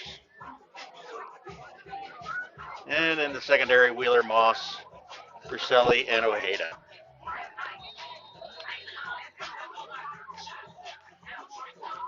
And now for Central, on the offensive side of the ball, Demos, Melvin Hall, Bunyan, Harvey, and Corley. And up front, you got Dorsey, Kelly, Masson, Klein, and Abinine. Excuse me. Now on the defensive side of the ball for the Central Bears. Up front, we got Green, De La Paz. So, sorry about that. And you got Bunyan, Zwan, and Santos. And in the secondary, you got Hall, Ward, Graham, and Hill. And that is the starting lineups. And also probably the starting lineups for the second half. Safe to say. So we're back here with Weeki Wachee. Dave up 6-0 here. Starting the second half. I mean, big play there by the Hornets to end that first half with the kickoff by Moss. Yeah, what an exciting first half of football that we were able to see. And it was exactly what we talked about. The Central's defense making a stand, play after play after play until they didn't, and then we talked about the potent offense, and you could tell they were trying to break so many close ones with Henshaw keeping the plays alive, looking at downfield and able to connect on that monster touchdown pass very late in the second quarter. But Central is fighting tooth and nail. I feel like if they just had a little bit more time in that second half, maybe they wouldn't have had to go to the end zone, and maybe Coach P could have had some other opportunities to punch that ball in. But that you don't play football by maybes, and it was such a great defensive stand, as you just mentioned, with Moss coming through and maybe one of the biggest plays of the game. But we've seen Central's corners come up big as well in the first half, knocking down a potential score earlier. So this is exactly what we wanted to see, Paul. I mean, offensive guys, defensive guys, big plays, big runs, and just a few penalties. Well, I mean, I believe you mentioned it at the beginning of the game. I mean, Central's coming in. I think they put 72 points up so far this year. I mean, they've put up quite a bit of points, but you got to give it to the Hornets defense, standing tall, pitching a shutout right now. So we're going to go ahead and start here in the second half with the Hornets kicking off to the Bears. We're going to see Bears go ahead and get a little redemption for that late interception. Great picture there by our crew, getting ready to kick this ball deep.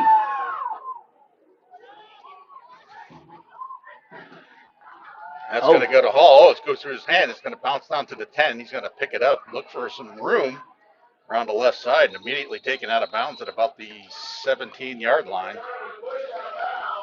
Yeah, I mean, that's, as a return man, the job is to stop the ball from getting behind you and get the ball to your body as fast as you can and get north-south. And although he did a nice job of gathering the ball, he was forced out of bounds shy of the 20-yard line.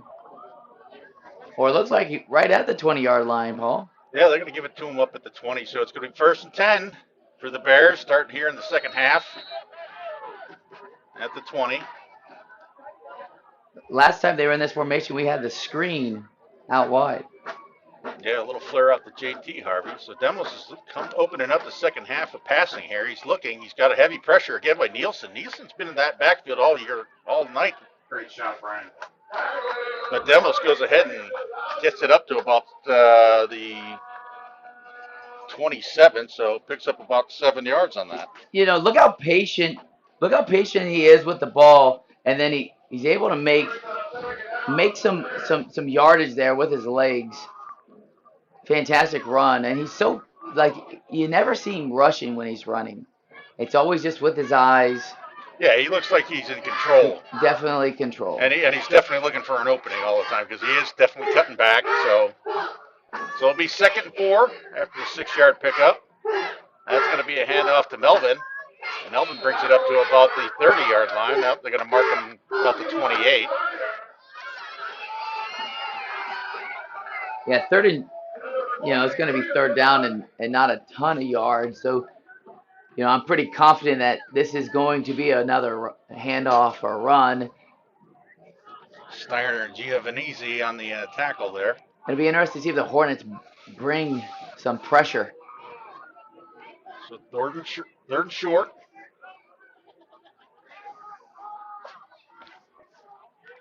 Melvin and Harvey in the backfield.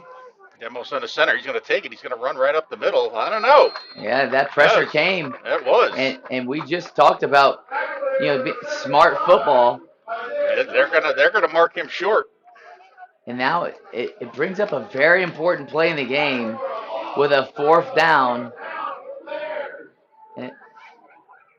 And the Bears are sending some different bodies in, several different bodies, which would indicate typically a punt.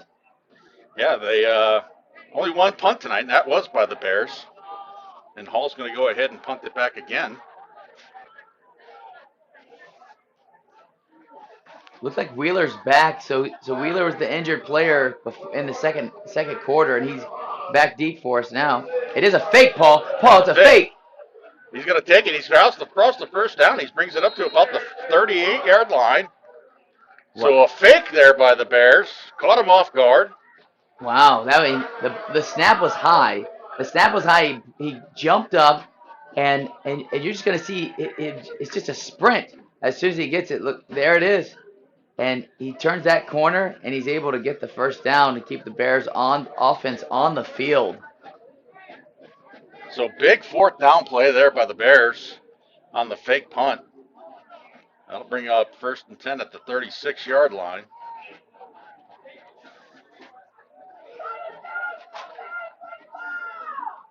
Nine, 10 left to go here in the third.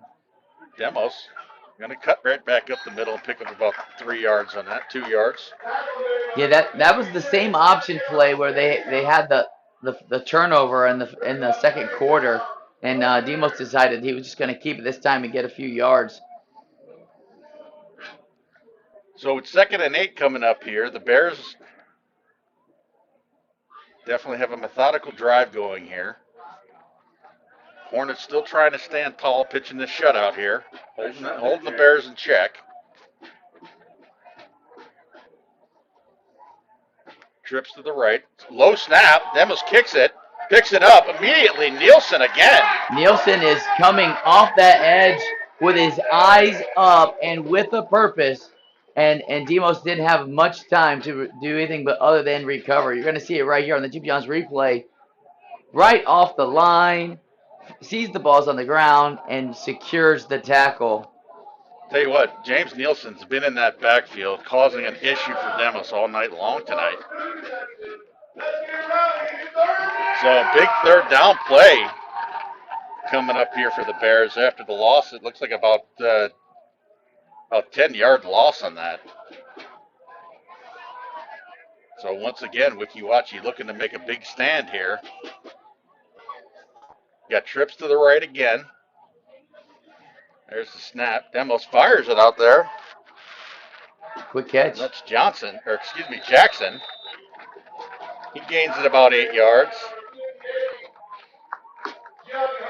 The quick screen, that the way they're running their screen is they're getting it all the way out of, all the way to the sideline, and they think they have the numbers out there, and really awesome catch and run, but it's still 4th down and a lot.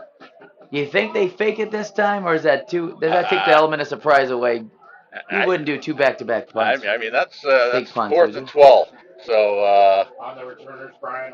I'm sure Weeki Wachee's going to kind of keep their eye out for this one. I would expect the actual kick this time.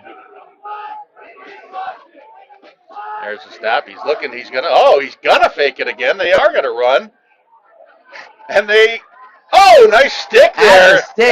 He's at the stick. Oh, it looks like he's going to be a yard short. It does look like he's short. That was a big hit. The referee was quick to mark it at the white line. Take a peek right here. I believe that was Kevin Moss who laid the lumber.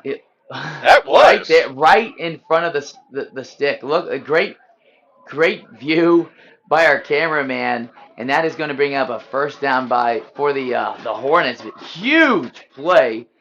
Great shot. I'll tell you what, Mr. Moss is making himself known for possibly, Dave, at the end of this game when we pronounce the Glory Days player of the game. I'm glad you mentioned the Glory Days player of the game. That is, they're going to measure. Oh, they are measuring. I mean, it looked like it was about a yard short to me. And it's still short. It is. It's still short. As you can hear the announcer letting us know Yeah, it's short. he's not the only one excited. I mean, this student section is going crazy already.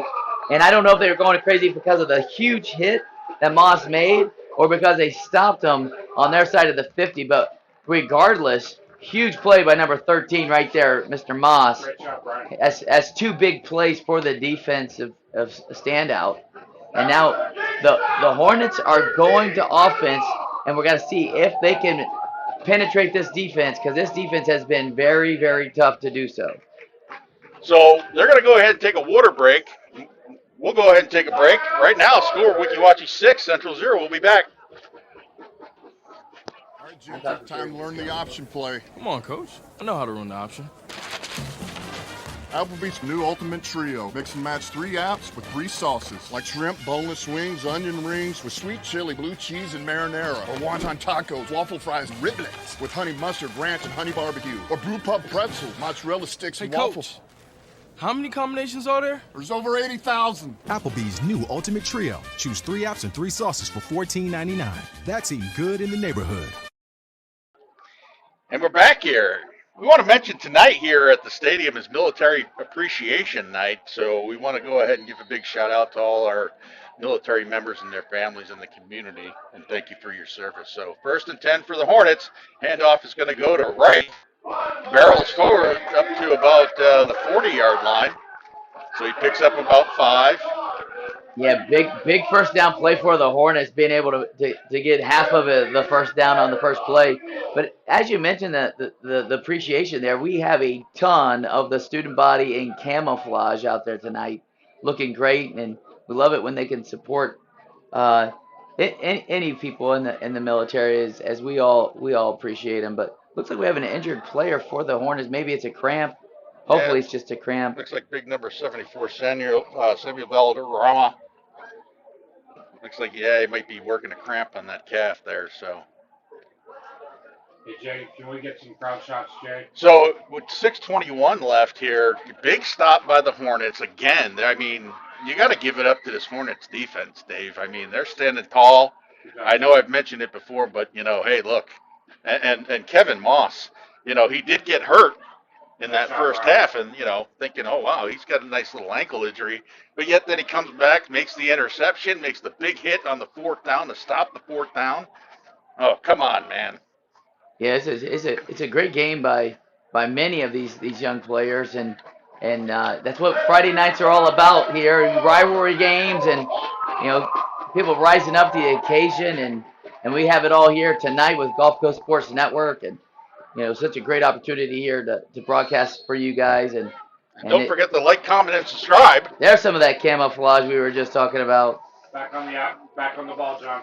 All right, so we're going to bring up 2nd and about 5 for the Hornets. 6:06 left to go. There's the snap. Hanshaw looking, fires over the middle.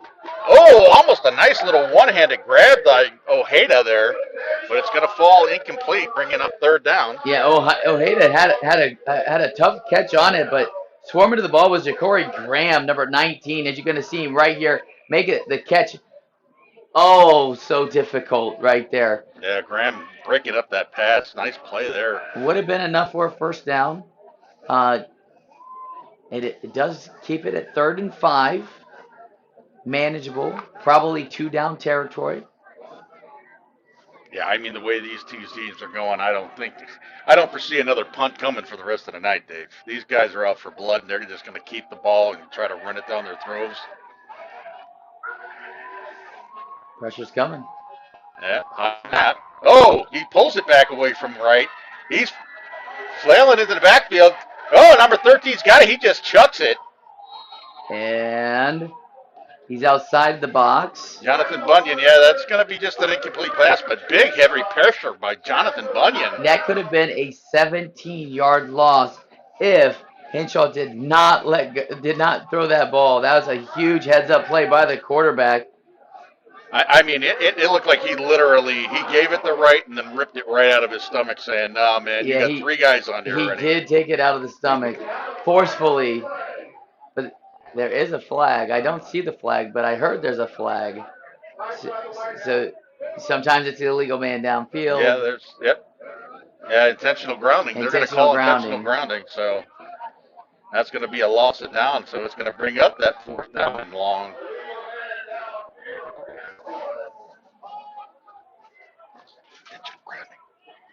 All right.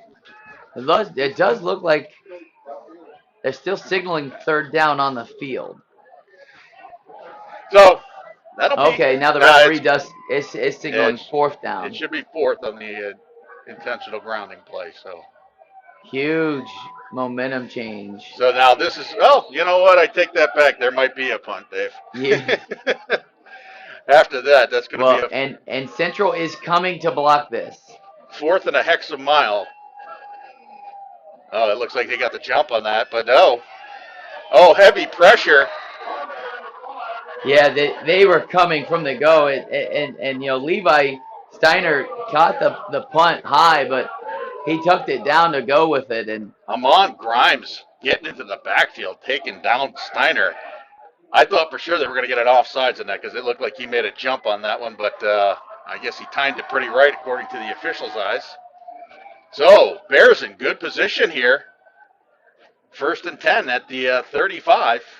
Paul, big plays after big plays. Doesn't matter what team we're looking at here. Central's had their share, and Weeki's had their share. I mean, this is a true rivalry matchup.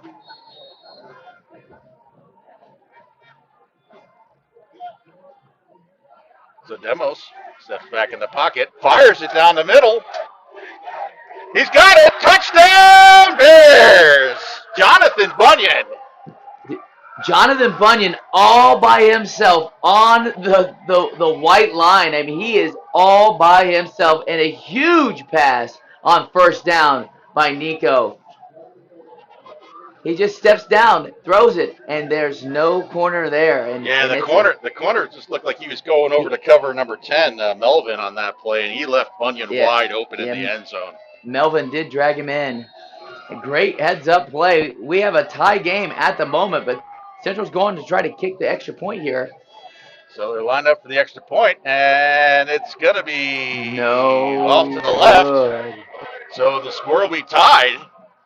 But we have a 6-6 ball game here with 5:33 left to go. Wow, what a change of momentum here, Paul. I mean, the Hornets were driving and then got a quick sack and then a huge play right here with the touchdown reception. Wow, what a great throw and catch. And then the missed PAT to keep it knotted at 6. I mean, this is what we wanted to see tonight. This is shades of last year, Dave. It was a close ball game, a 15-14 ball game. Central with 85 rushing yards and 60 passes, 60 yards in the air. Yeah, so they put up about 229 yards a game, Dave. Again, both defenses, give it up to both defenses, but just a standout game. This is a defensive juggernaut ball game here.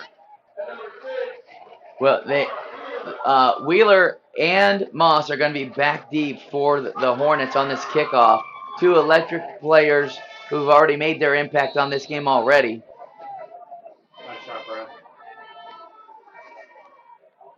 It's going to be short. That's going to go up to the up back. 22, he takes it up the middle, brings it over to the 50-yard line, so he's out of midfield. Pierre Mateo. Yeah, great job of Mateo trying to get that ball and just taking it right up the middle, taking any yard they can get. And, Weeki Wachee has had some really good starting position. They've been right on the 50, just shy of the 50, and that'll stay true for this drive here as well. With a we got an injured Hornet down there on the play. Looks like maybe he got a lower leg there. Yeah, that's right where the ball ran. Right, they went right up the middle, right where he's at. So, we can all speculate, but definitely an injury that, right at the point of contact. But we got 5:27. Yeah, so we got, hey, Dave, like you said, Weeki Wachee has had decent field position, starting field position. So we'll go ahead and take a commercial break. Tied here, 6-6. We'll be right back. Hey there! Have you heard about Ron Schuster Pest Control? They've been serving the Nature Coast since 1983 and are experts in keeping your home and lawn pest-free. Give them a call at 352-683-4003 to schedule your appointment. Remember, when it comes to lawn treatments, the grass is always greener at Ron Schuster Pest Control. One of the reasons we've been so successful at Divinity Med Spa is because we understand. So we're back here. 5:27 left to go at the 6-6 ball game. So the injured players getting up. Looks like that's number 51 for Weeki Wachee. That's Jay Song. Yeah, he's a starting D lineman and offensive lineman, and he's had a big influence in this game already too. So we're hoping that that young man can walk it off on the sideline here and get back in the game where I know he wants to be. So 1st and 10 for the Hornets at midfield. Looking to strike back here, counter that Bear touchdown. Very aggressive defensive front right now. I mean, they're 7 yards off the ball. No one's deeper than 7 yards. So now that they got all personnel on the field, here's the handoff. That's going to go to number 24. Oh, we got a flag though. We got a flag late after the tackle. It's Jalen Moss on the run there, but like you said, he got a late flag. Lost about 3. I mean, they are in so fast. Got a dead ball personal foul on the Bears. So that's something that you don't need right there, Dave. Not in a tie ball game. Definitely in a tie ball game. You're going to want your best disciplined football. And Coach P is very good about teaching disciplined football to his team. And I'm sure he's going to be a little excited about that and the free first down that they just gave him. Absolutely. I mean, especially they just made a big stop. It's going to come. You go from 2nd and 13, now giving them 15 free yards on the first down, into your territory. So, yeah, I'm sure Coach P will not be happy with that outcome. So it'll be 1st and 10 for the Hornets at the 38.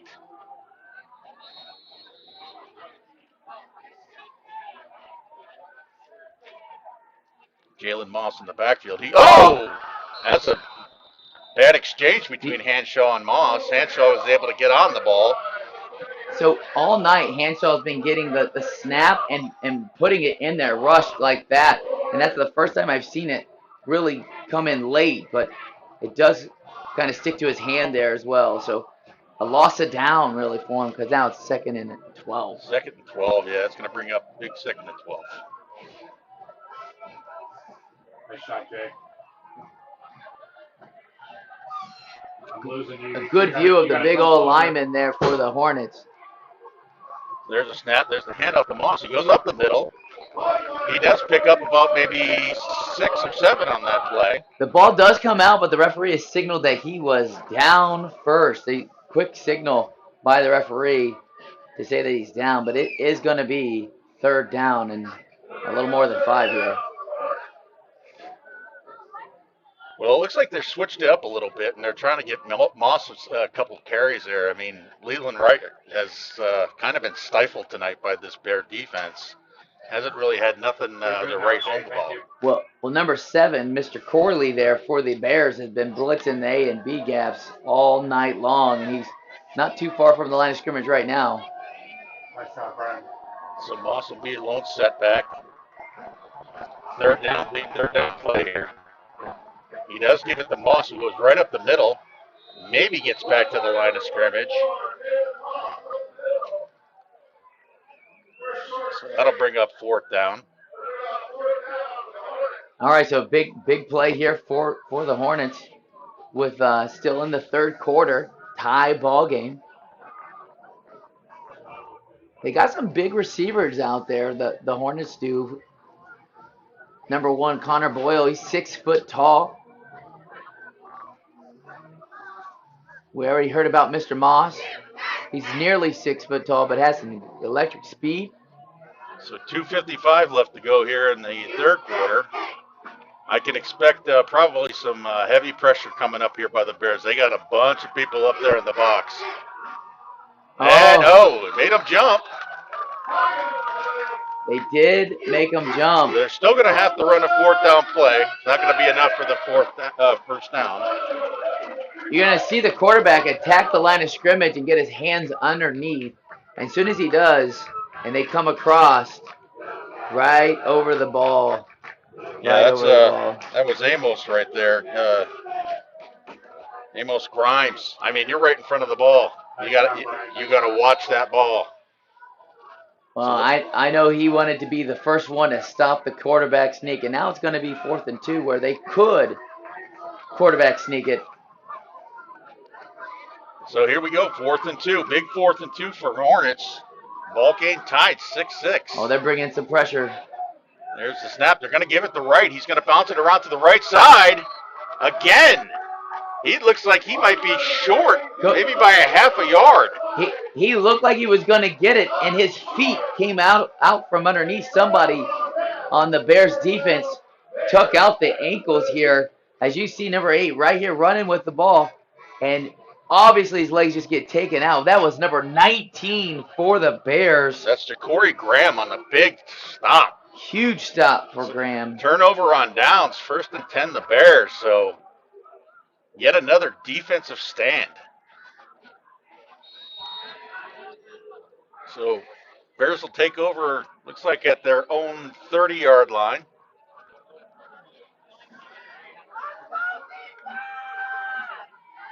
Demo's going to fake the handoff, and he's going to go ahead and take it himself up the middle for about 5, but there is a penalty.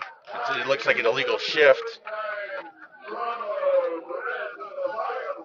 Yeah, it appears that I don't know if they left before the motion was complete or if they had 2 guys moving or what the case was, but it was pre-snap penalty, so it's definitely going to back them up. And so it'll be 1st and 15. They'll try that again. I mean, yeah, again, we don't need to get these kind of penalties here. I mean, you're given opportunity after opportunity for the defensive side to make a stand here, and you're turning something into nothing.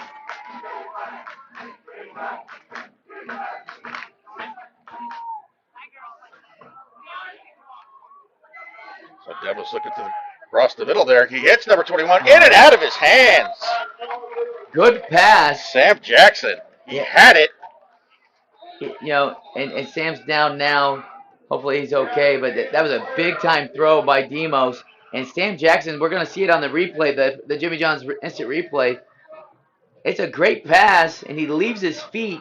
And sometimes when you leave your feet, it is not the easiest way to catch the ball. But it did look like he got a little extra contact there as they're tending to him now. I mean, it was a nice route. He ran it, turned it right there. And like you said, he leaves his feet to go up to get the ball. And again, you got to attack that ball. You can't let it come to you. You got to go get that ball. And it let him hit him in the chest there, and it bounced right off. And it's going to bring up a 2nd and 15 now. But he looks like Sam Jackson's going to be all right. Hey, great job on that, Brian. You tracked it perfectly. So they got Bunyan out here wide right. He's the man who caught that touchdown pass. And we got the official stop and play here. And Bunyan does draw Jarvis Wheeler, one of the top corners in the area. So he is getting some attention.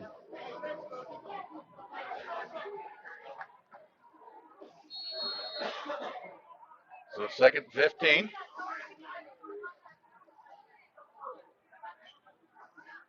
Harvey in motion again.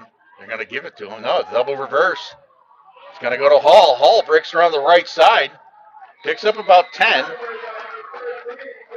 Yeah, Paul, that was just a simple jet, but ended up coming back the other direction and picked up some nifty yards there for the Bears.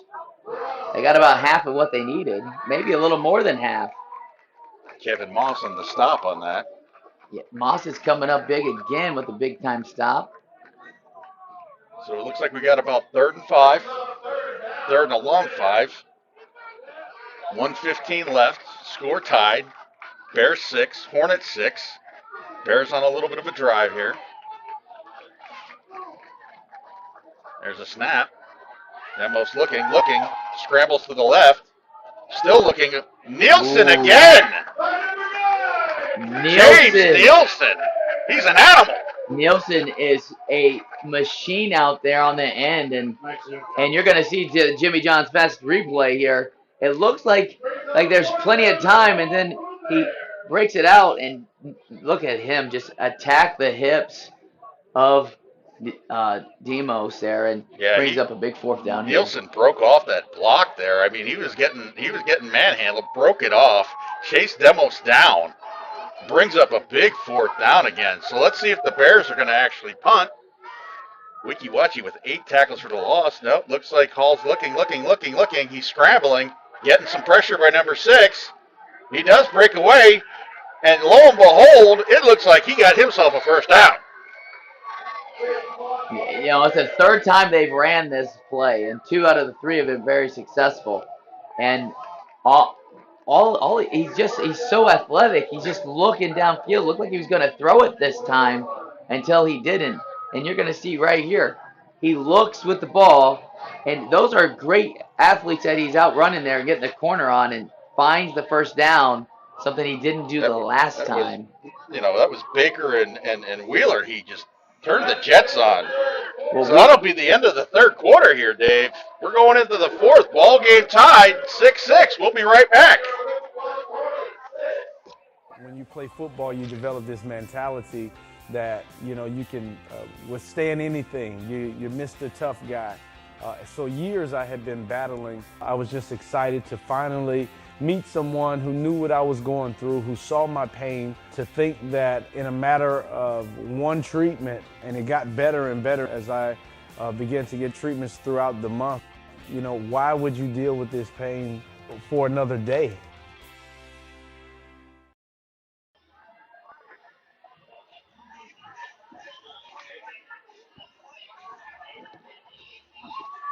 So we're back here. Going to start off the fourth quarter. Tight ball game, 6-6. Central picking up a big coveted first down on that 4th and long. I'm telling you, Dave, I mean, Weeki Wachee, I would just, don't even worry about sending anybody back. You got to have 2 spies on Mr. Hall there because he's picking yourself up 3 first downs. Yeah, and Weeki Wachee has played great defense all night. They just haven't played well punt return. Special teams will get it. Come up and bite you here. So the Bears 1st and 10 at their own 40. There's the snap, a little low. They're going to give it to Frankie. Harvey's going to pick up 2 yards. Yeah, the linebacker there, Giovanni, was quick on the scene here, but it is a minimal gain, but it does keep the clock ticking and setting up the offense, I'm sure. So stay tuned. At the end of the game, we'll announce our Glory Days player of the game. And, Dave, it's tight pickings on this one. I mean, you got a couple guys out there that's just been showing out. So we've got touchdown catches and big defensive plays and sacks galore. And it's going to be an awesome one to pick tonight. Here's a quick flare out to the right. That looked like that was intended to Graham, but let him a little bit too much on that one, Demo. So that'll bring up 3rd down and 8. Make it 3rd down and 9. Long 8. You're bouncing, Brian. Now, as you pointed out earlier, Paul, the Bears have been living on 3rd down. Hey, Jay, can you get even and making the most out of 3rd down. And guess what down it is, Paul? 3rd down. And they're taking a liking to that 4th down, too. So let's see what they can dial up here. Hornets showing pressure up the middle. There's the snap. Demos looking. Fires it long. Over the middle. He's got JT Harvey. It's going to be picked off. Kevin Moss again. He brings it up the midfield. He's going down the left side. Finally brought out of bounds at about the 32. Big play again by Kevin Moss. Check this out. Moss is playing in the middle of the field. That's a good ball to a good receiver. And he goes underneath the receiver. Takes it. Good big block right there by number 5. And Moss finds the sideline on the return and able to fire up the crowd nearby, give his team some extra energy, and now they have the ball, Paul. Yeah, another stellar defensive play by the Hornets. So it looks like possibly we got a flag at the end of the play on that. So the officials talking it over. Looks like it's a dead ball, unsportsmanlike conduct. on the Hornets, so it must have been some extracurricular activity on the Hornets after the play. So, but still, I mean, they're going to get the ball here in the fourth quarter with 10 minutes and 57 seconds left. They're going to need a drive, though, because this defense is so good and have been great all night. But they did get it over the 50-yard line, which is basically where they've been getting the ball every night. So it does take off a little bit of the yardage off that great return by Moss. Yeah, I think we've only had two drives that has started anywhere deep, if I can recall, for either team. You know, most of everything's been playing around midfield. So the Hornets have an opportunity here to go up in the fourth quarter here, trying to keep this streak of the home team winning the big Battle of Hexam.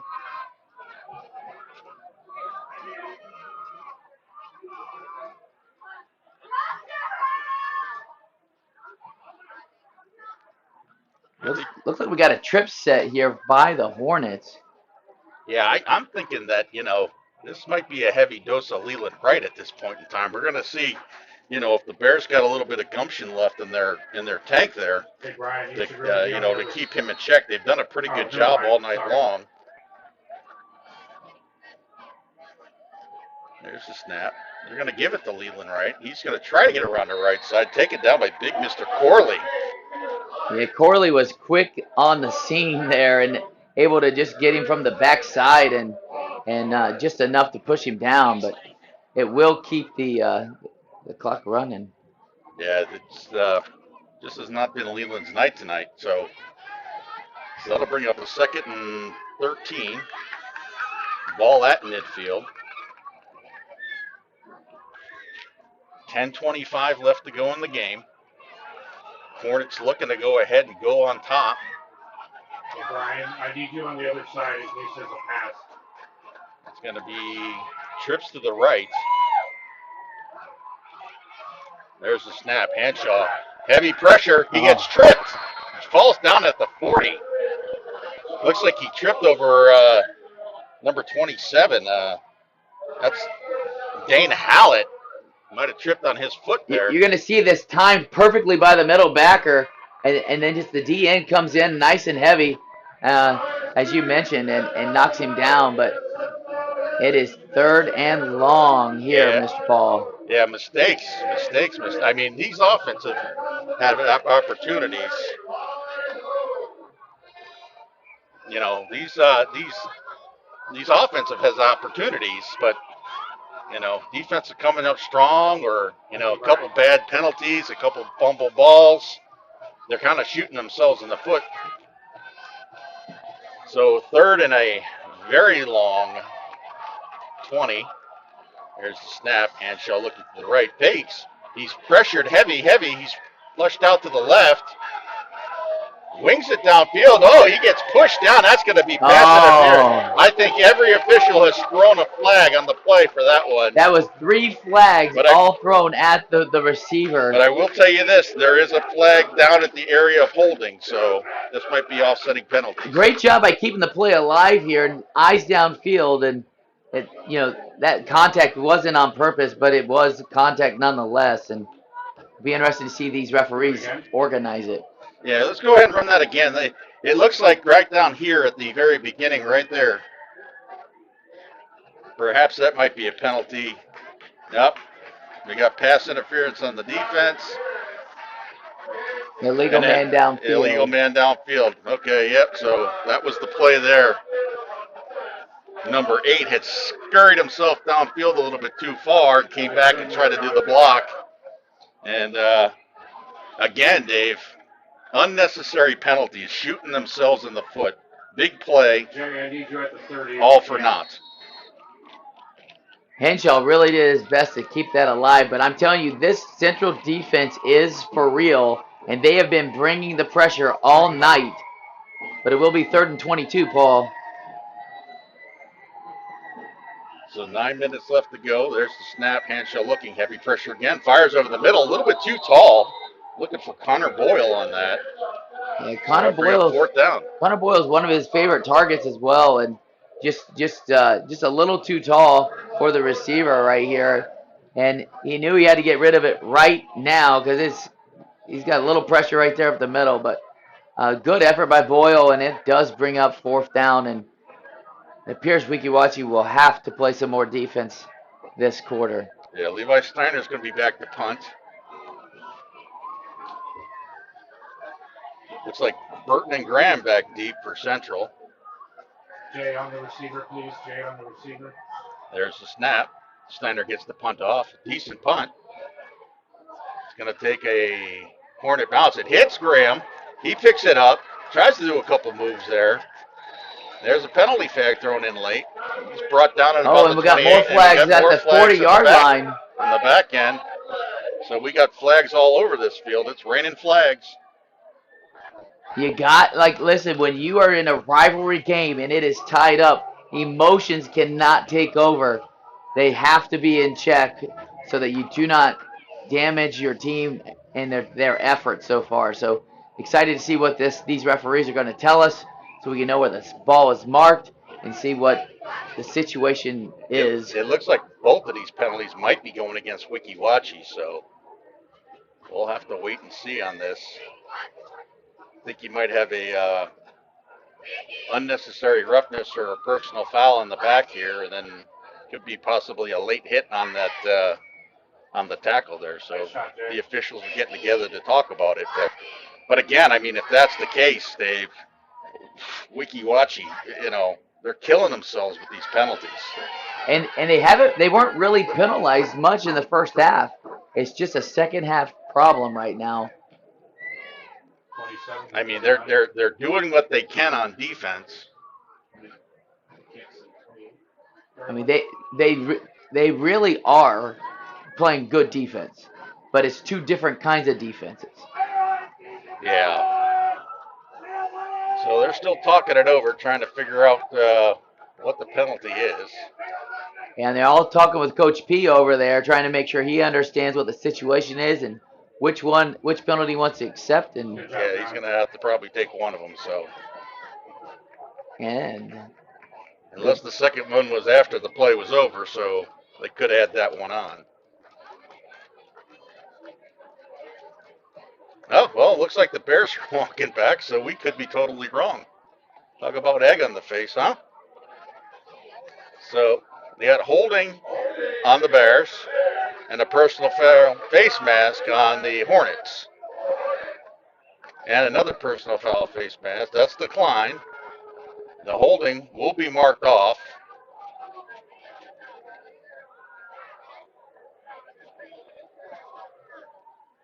So, with all said and done,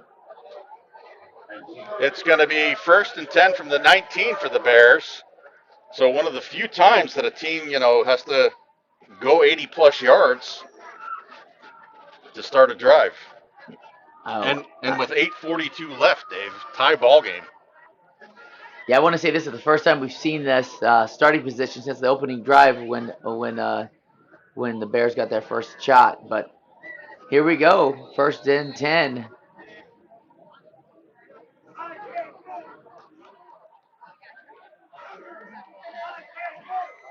There's the snap, the handoff to Harvey. He's going to go around the right side. There's another penalty flag thrown. Gets back to the line of scrimmage.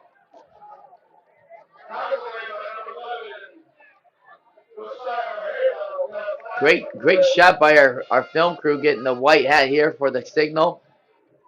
Personal foul face mask on Weeki Wachee. So that'll give him a free 15.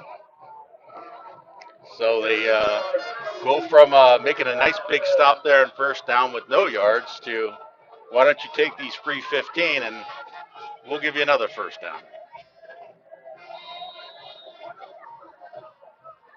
Still tied in this rivalry battle. So 1st and 10 for the Bears. There's the snap, a little low. Harvey immediately getting brought down in the backfield, and yet another flag. Yeah, it looked like they got him by the back of the pads, pulled him down to the ground. And the referee was quick to throw the laundry. Another personal foul. They're calling it a face mask again on Weeki Wachee. So, hey, let the defense actually play, let them hold them, but give them the free 15 yards for a silly penalty. But you can see Central jogging up to the line of scrimmage. They have a little bit more life right now. Now they're at the 50-yard line or nearly the 50-yard They're at line. their own 49. They just went from their own 19 to the 49 in the blink of an eye, and they got 0 yards rushing out of the whole thing. So there's the snap. Harvey going to take it around the left, cuts back. He's actually going to go ahead and pick up about 4 yards on that. Oh, and Moss found the ball, but he did not get it early enough. But yeah, that runner was down. So Moss is a little opportunistic football player. Yeah, he's having himself a ball game, and he's trying to add to it. So that'll bring up 2nd down and 6 after the 4-yard pickup by Harvey. 7:30 left to go here in the game. Score tied 6-6. Big battle of Hexam. Who will take home the trophy, the Bears or the Hornets? We will wait and see. And don't forget about the Glory Days player of the game. There's the handoff to Melton. Tries to go up the middle. Tackled immediately by Giovanizzi. Right at the line of scrimmage. It's going to bring up 3rd down. Yeah, Giovanizzi was right there, ready for the backside action, and he's had himself a pretty effective game as well, always being there where he's supposed to be. Nielsen, number 9 for the Hornets, he always seems to make his impact here on the drives, which it might be Nielsen time. I don't know. Yeah, he's been in Demis's pocket all night long. So Giovanizzi, you mentioned, he's leading the team in tackles with 25 coming in tonight's ball game. So big 3rd down here, 3rd and 6. There's a snap, a little low, looking to the right. Now he looks over the middle, getting flushed, getting chased again. He comes back over the middle, taken down by Mr. Nielsen, but he does pick up the 1st down, Demos, on a nice scramble and run up the middle. They'll mark it 1st and 10 at the 40. Drive is going. Yeah, I was watching Nielsen the whole time and saw he had the contain, and then once Nico ran away from him, he was able to come back through the middle and make the tackle, but not before Nico picks up the 1st down for the Bears.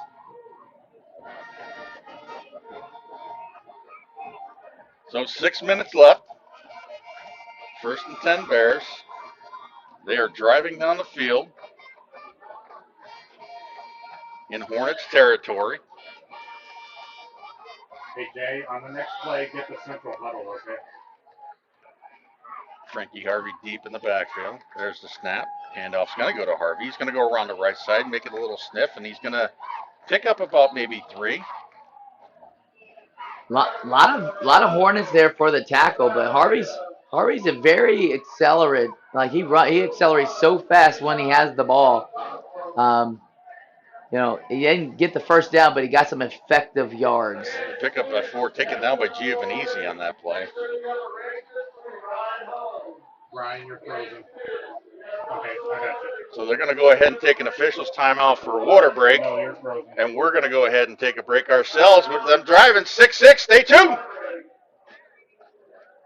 When you play football, you develop this mentality that, you can withstand anything. You're Mr. Tough Guy. So years I had been battling. I was just excited to finally meet someone who knew what I was going through, who saw my pain, to think that in a matter of one treatment, and it got better and better as I began to get treatments throughout the month. Why would you deal with this pain for another day? All right, we're back here. 5:09 left to go in the ball game. Bears on a drive. What a battle this has been tonight. I mean, we had it at 0s, we had it at 6-0. Now it's been knotted at 6s for a while. Each team has had offensive opportunity and defensive plays, and now we see what the Bears can do with the rest of this drive right here as it's 2nd and 7.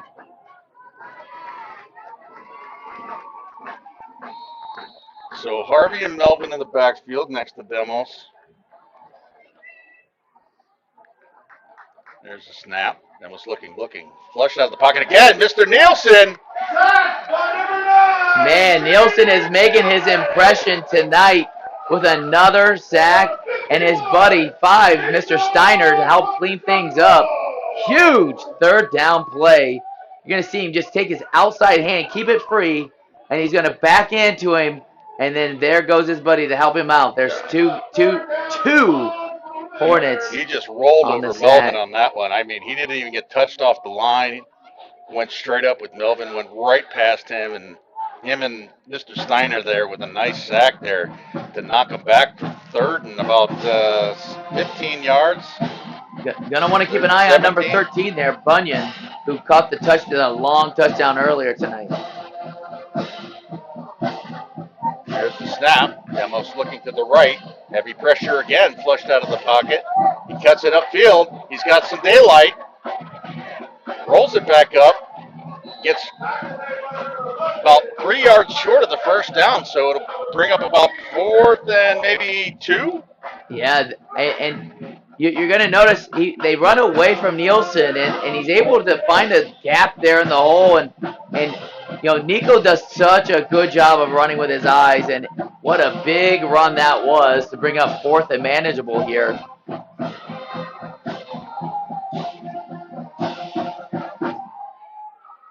So it looks like it's about 4th and 3. They mark them at about the 33-yard line. They got to get to the 30 for the first down. Single receiver on the left, and it looks like we're going to have a timeout for Weeki Wachee.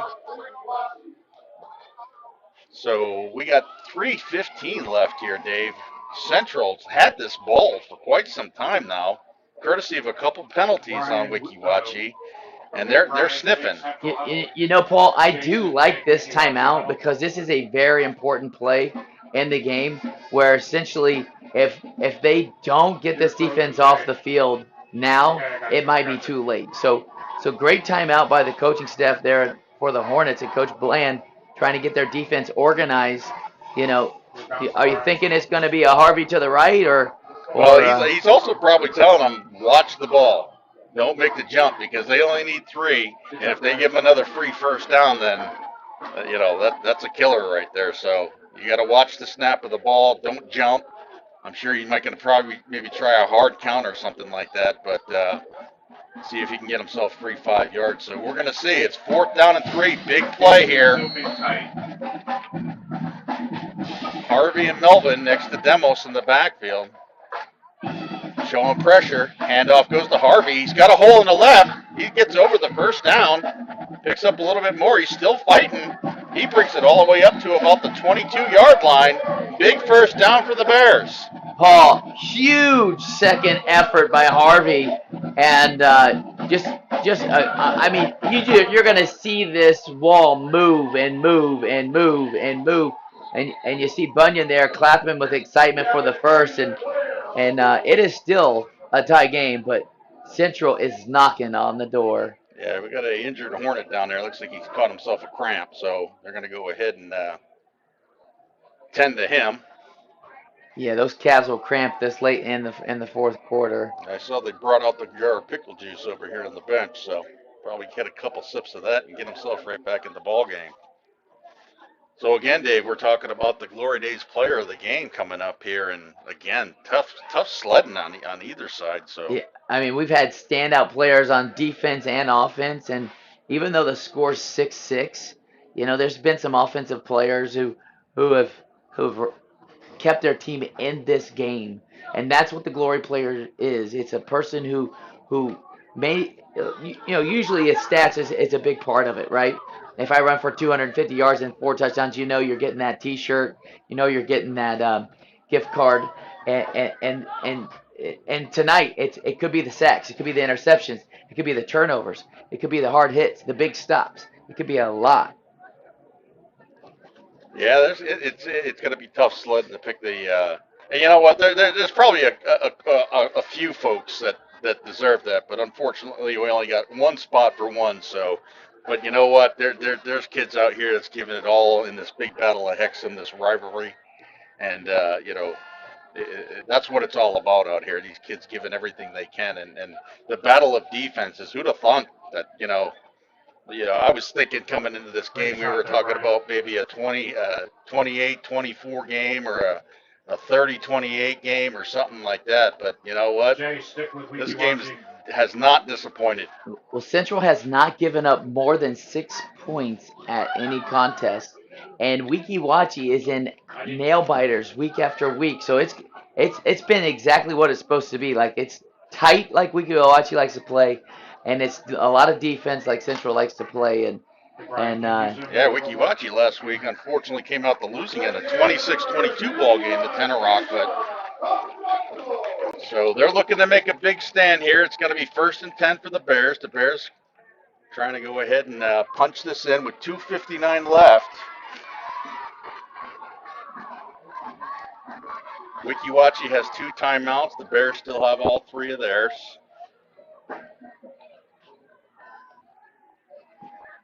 They've had the most success running away from Nielsen. Be interesting to see if that's where they continue to go here on 1st down. Showing pressure. There's the handoff. Quick, right up the middle. Immediately stopped. He's lost about 2 yards there. That's Giovanese again. Giovanese has been coming all night long, and they have him and Nielsen on opposite sides, and that has been proven to be effective and for this defensive battle tonight. So it's going to make it 2nd and 11. That's the 10th tackle for loss for the Weeki Wachee defense tonight. That's big. I mean, each team has just shown dynamic defenses. So there's a little trick probably there. Going to go with the Melvin up the middle. A little misdirection on that play. Yeah, and he got some running lanes there, and he picked up some big yards. And Weeki Wachee's going to call a timeout. They'll have 1 timeout left in the pocket, so it'll be 3rd down and looks like about 5 to go when they come out of this break. 2:04 left to go. Well, you can tell that they need this water break because they have got to play the best defense they have if they want to win this ball game, because it is not a lot of time remaining if they do punch this ball in for the Bears. And we are eating good in the neighborhood, Dave. Yes. It's the Applebee's Red Zone. We love the red zone. The Applebee's red zone. We love that.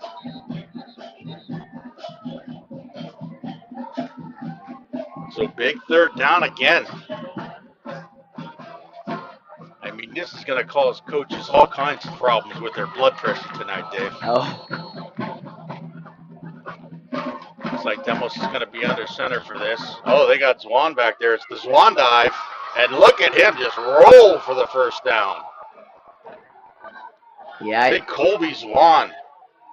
I believe that he is a hard young man to bring down, and as soon as you see him get the ball, he runs powerfully. Yeah, they're coming right up to the line again, and you are going to get a heavy dose. 2 yard lines it up. They're at the 11. They had everybody from the Hornets jumping on Mr. Zwan on this one. He gets back up to the line of scrimmage there, maybe up to the 10.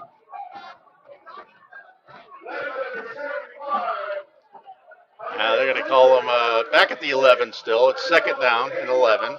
But more importantly, it is tick and talk right now for the Bears. 1:20 left to go. Time is running out. Bears do have the 3 timeouts. Hornets have 1. 2nd and 10.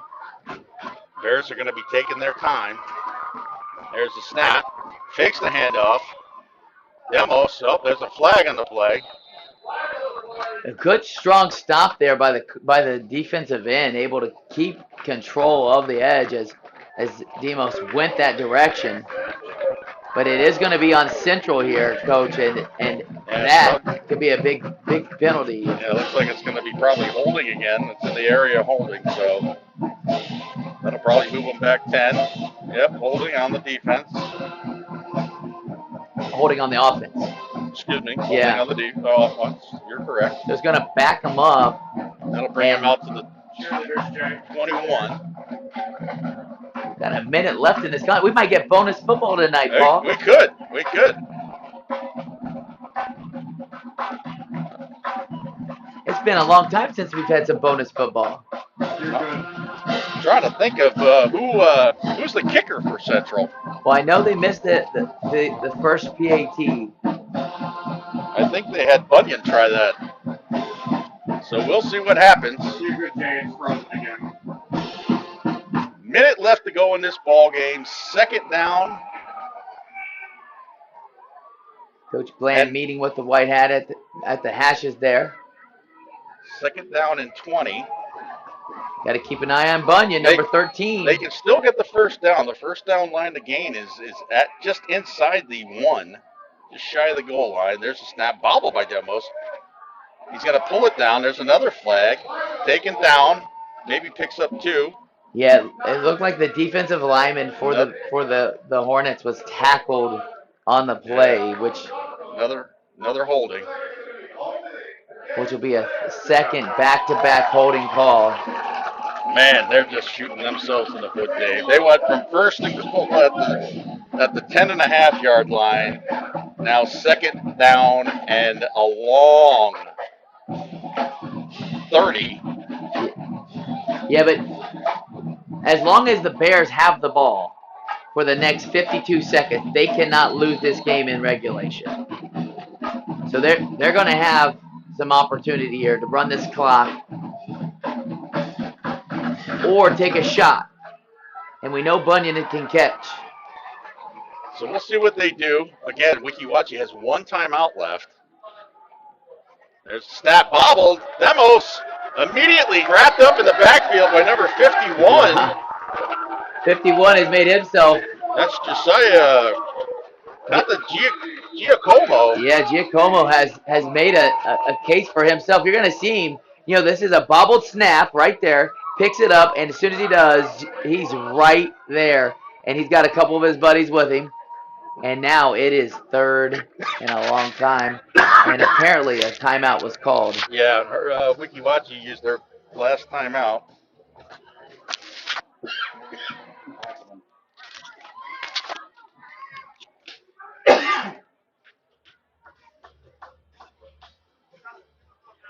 Big play here, Paul.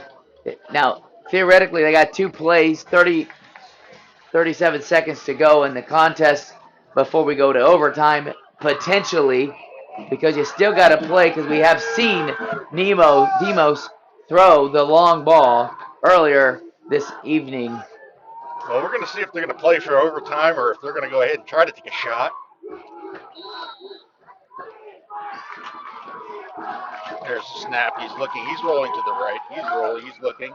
Heavy pressure. Nielsen coming. Oh, he gets away from him, but he does not get away from number 24.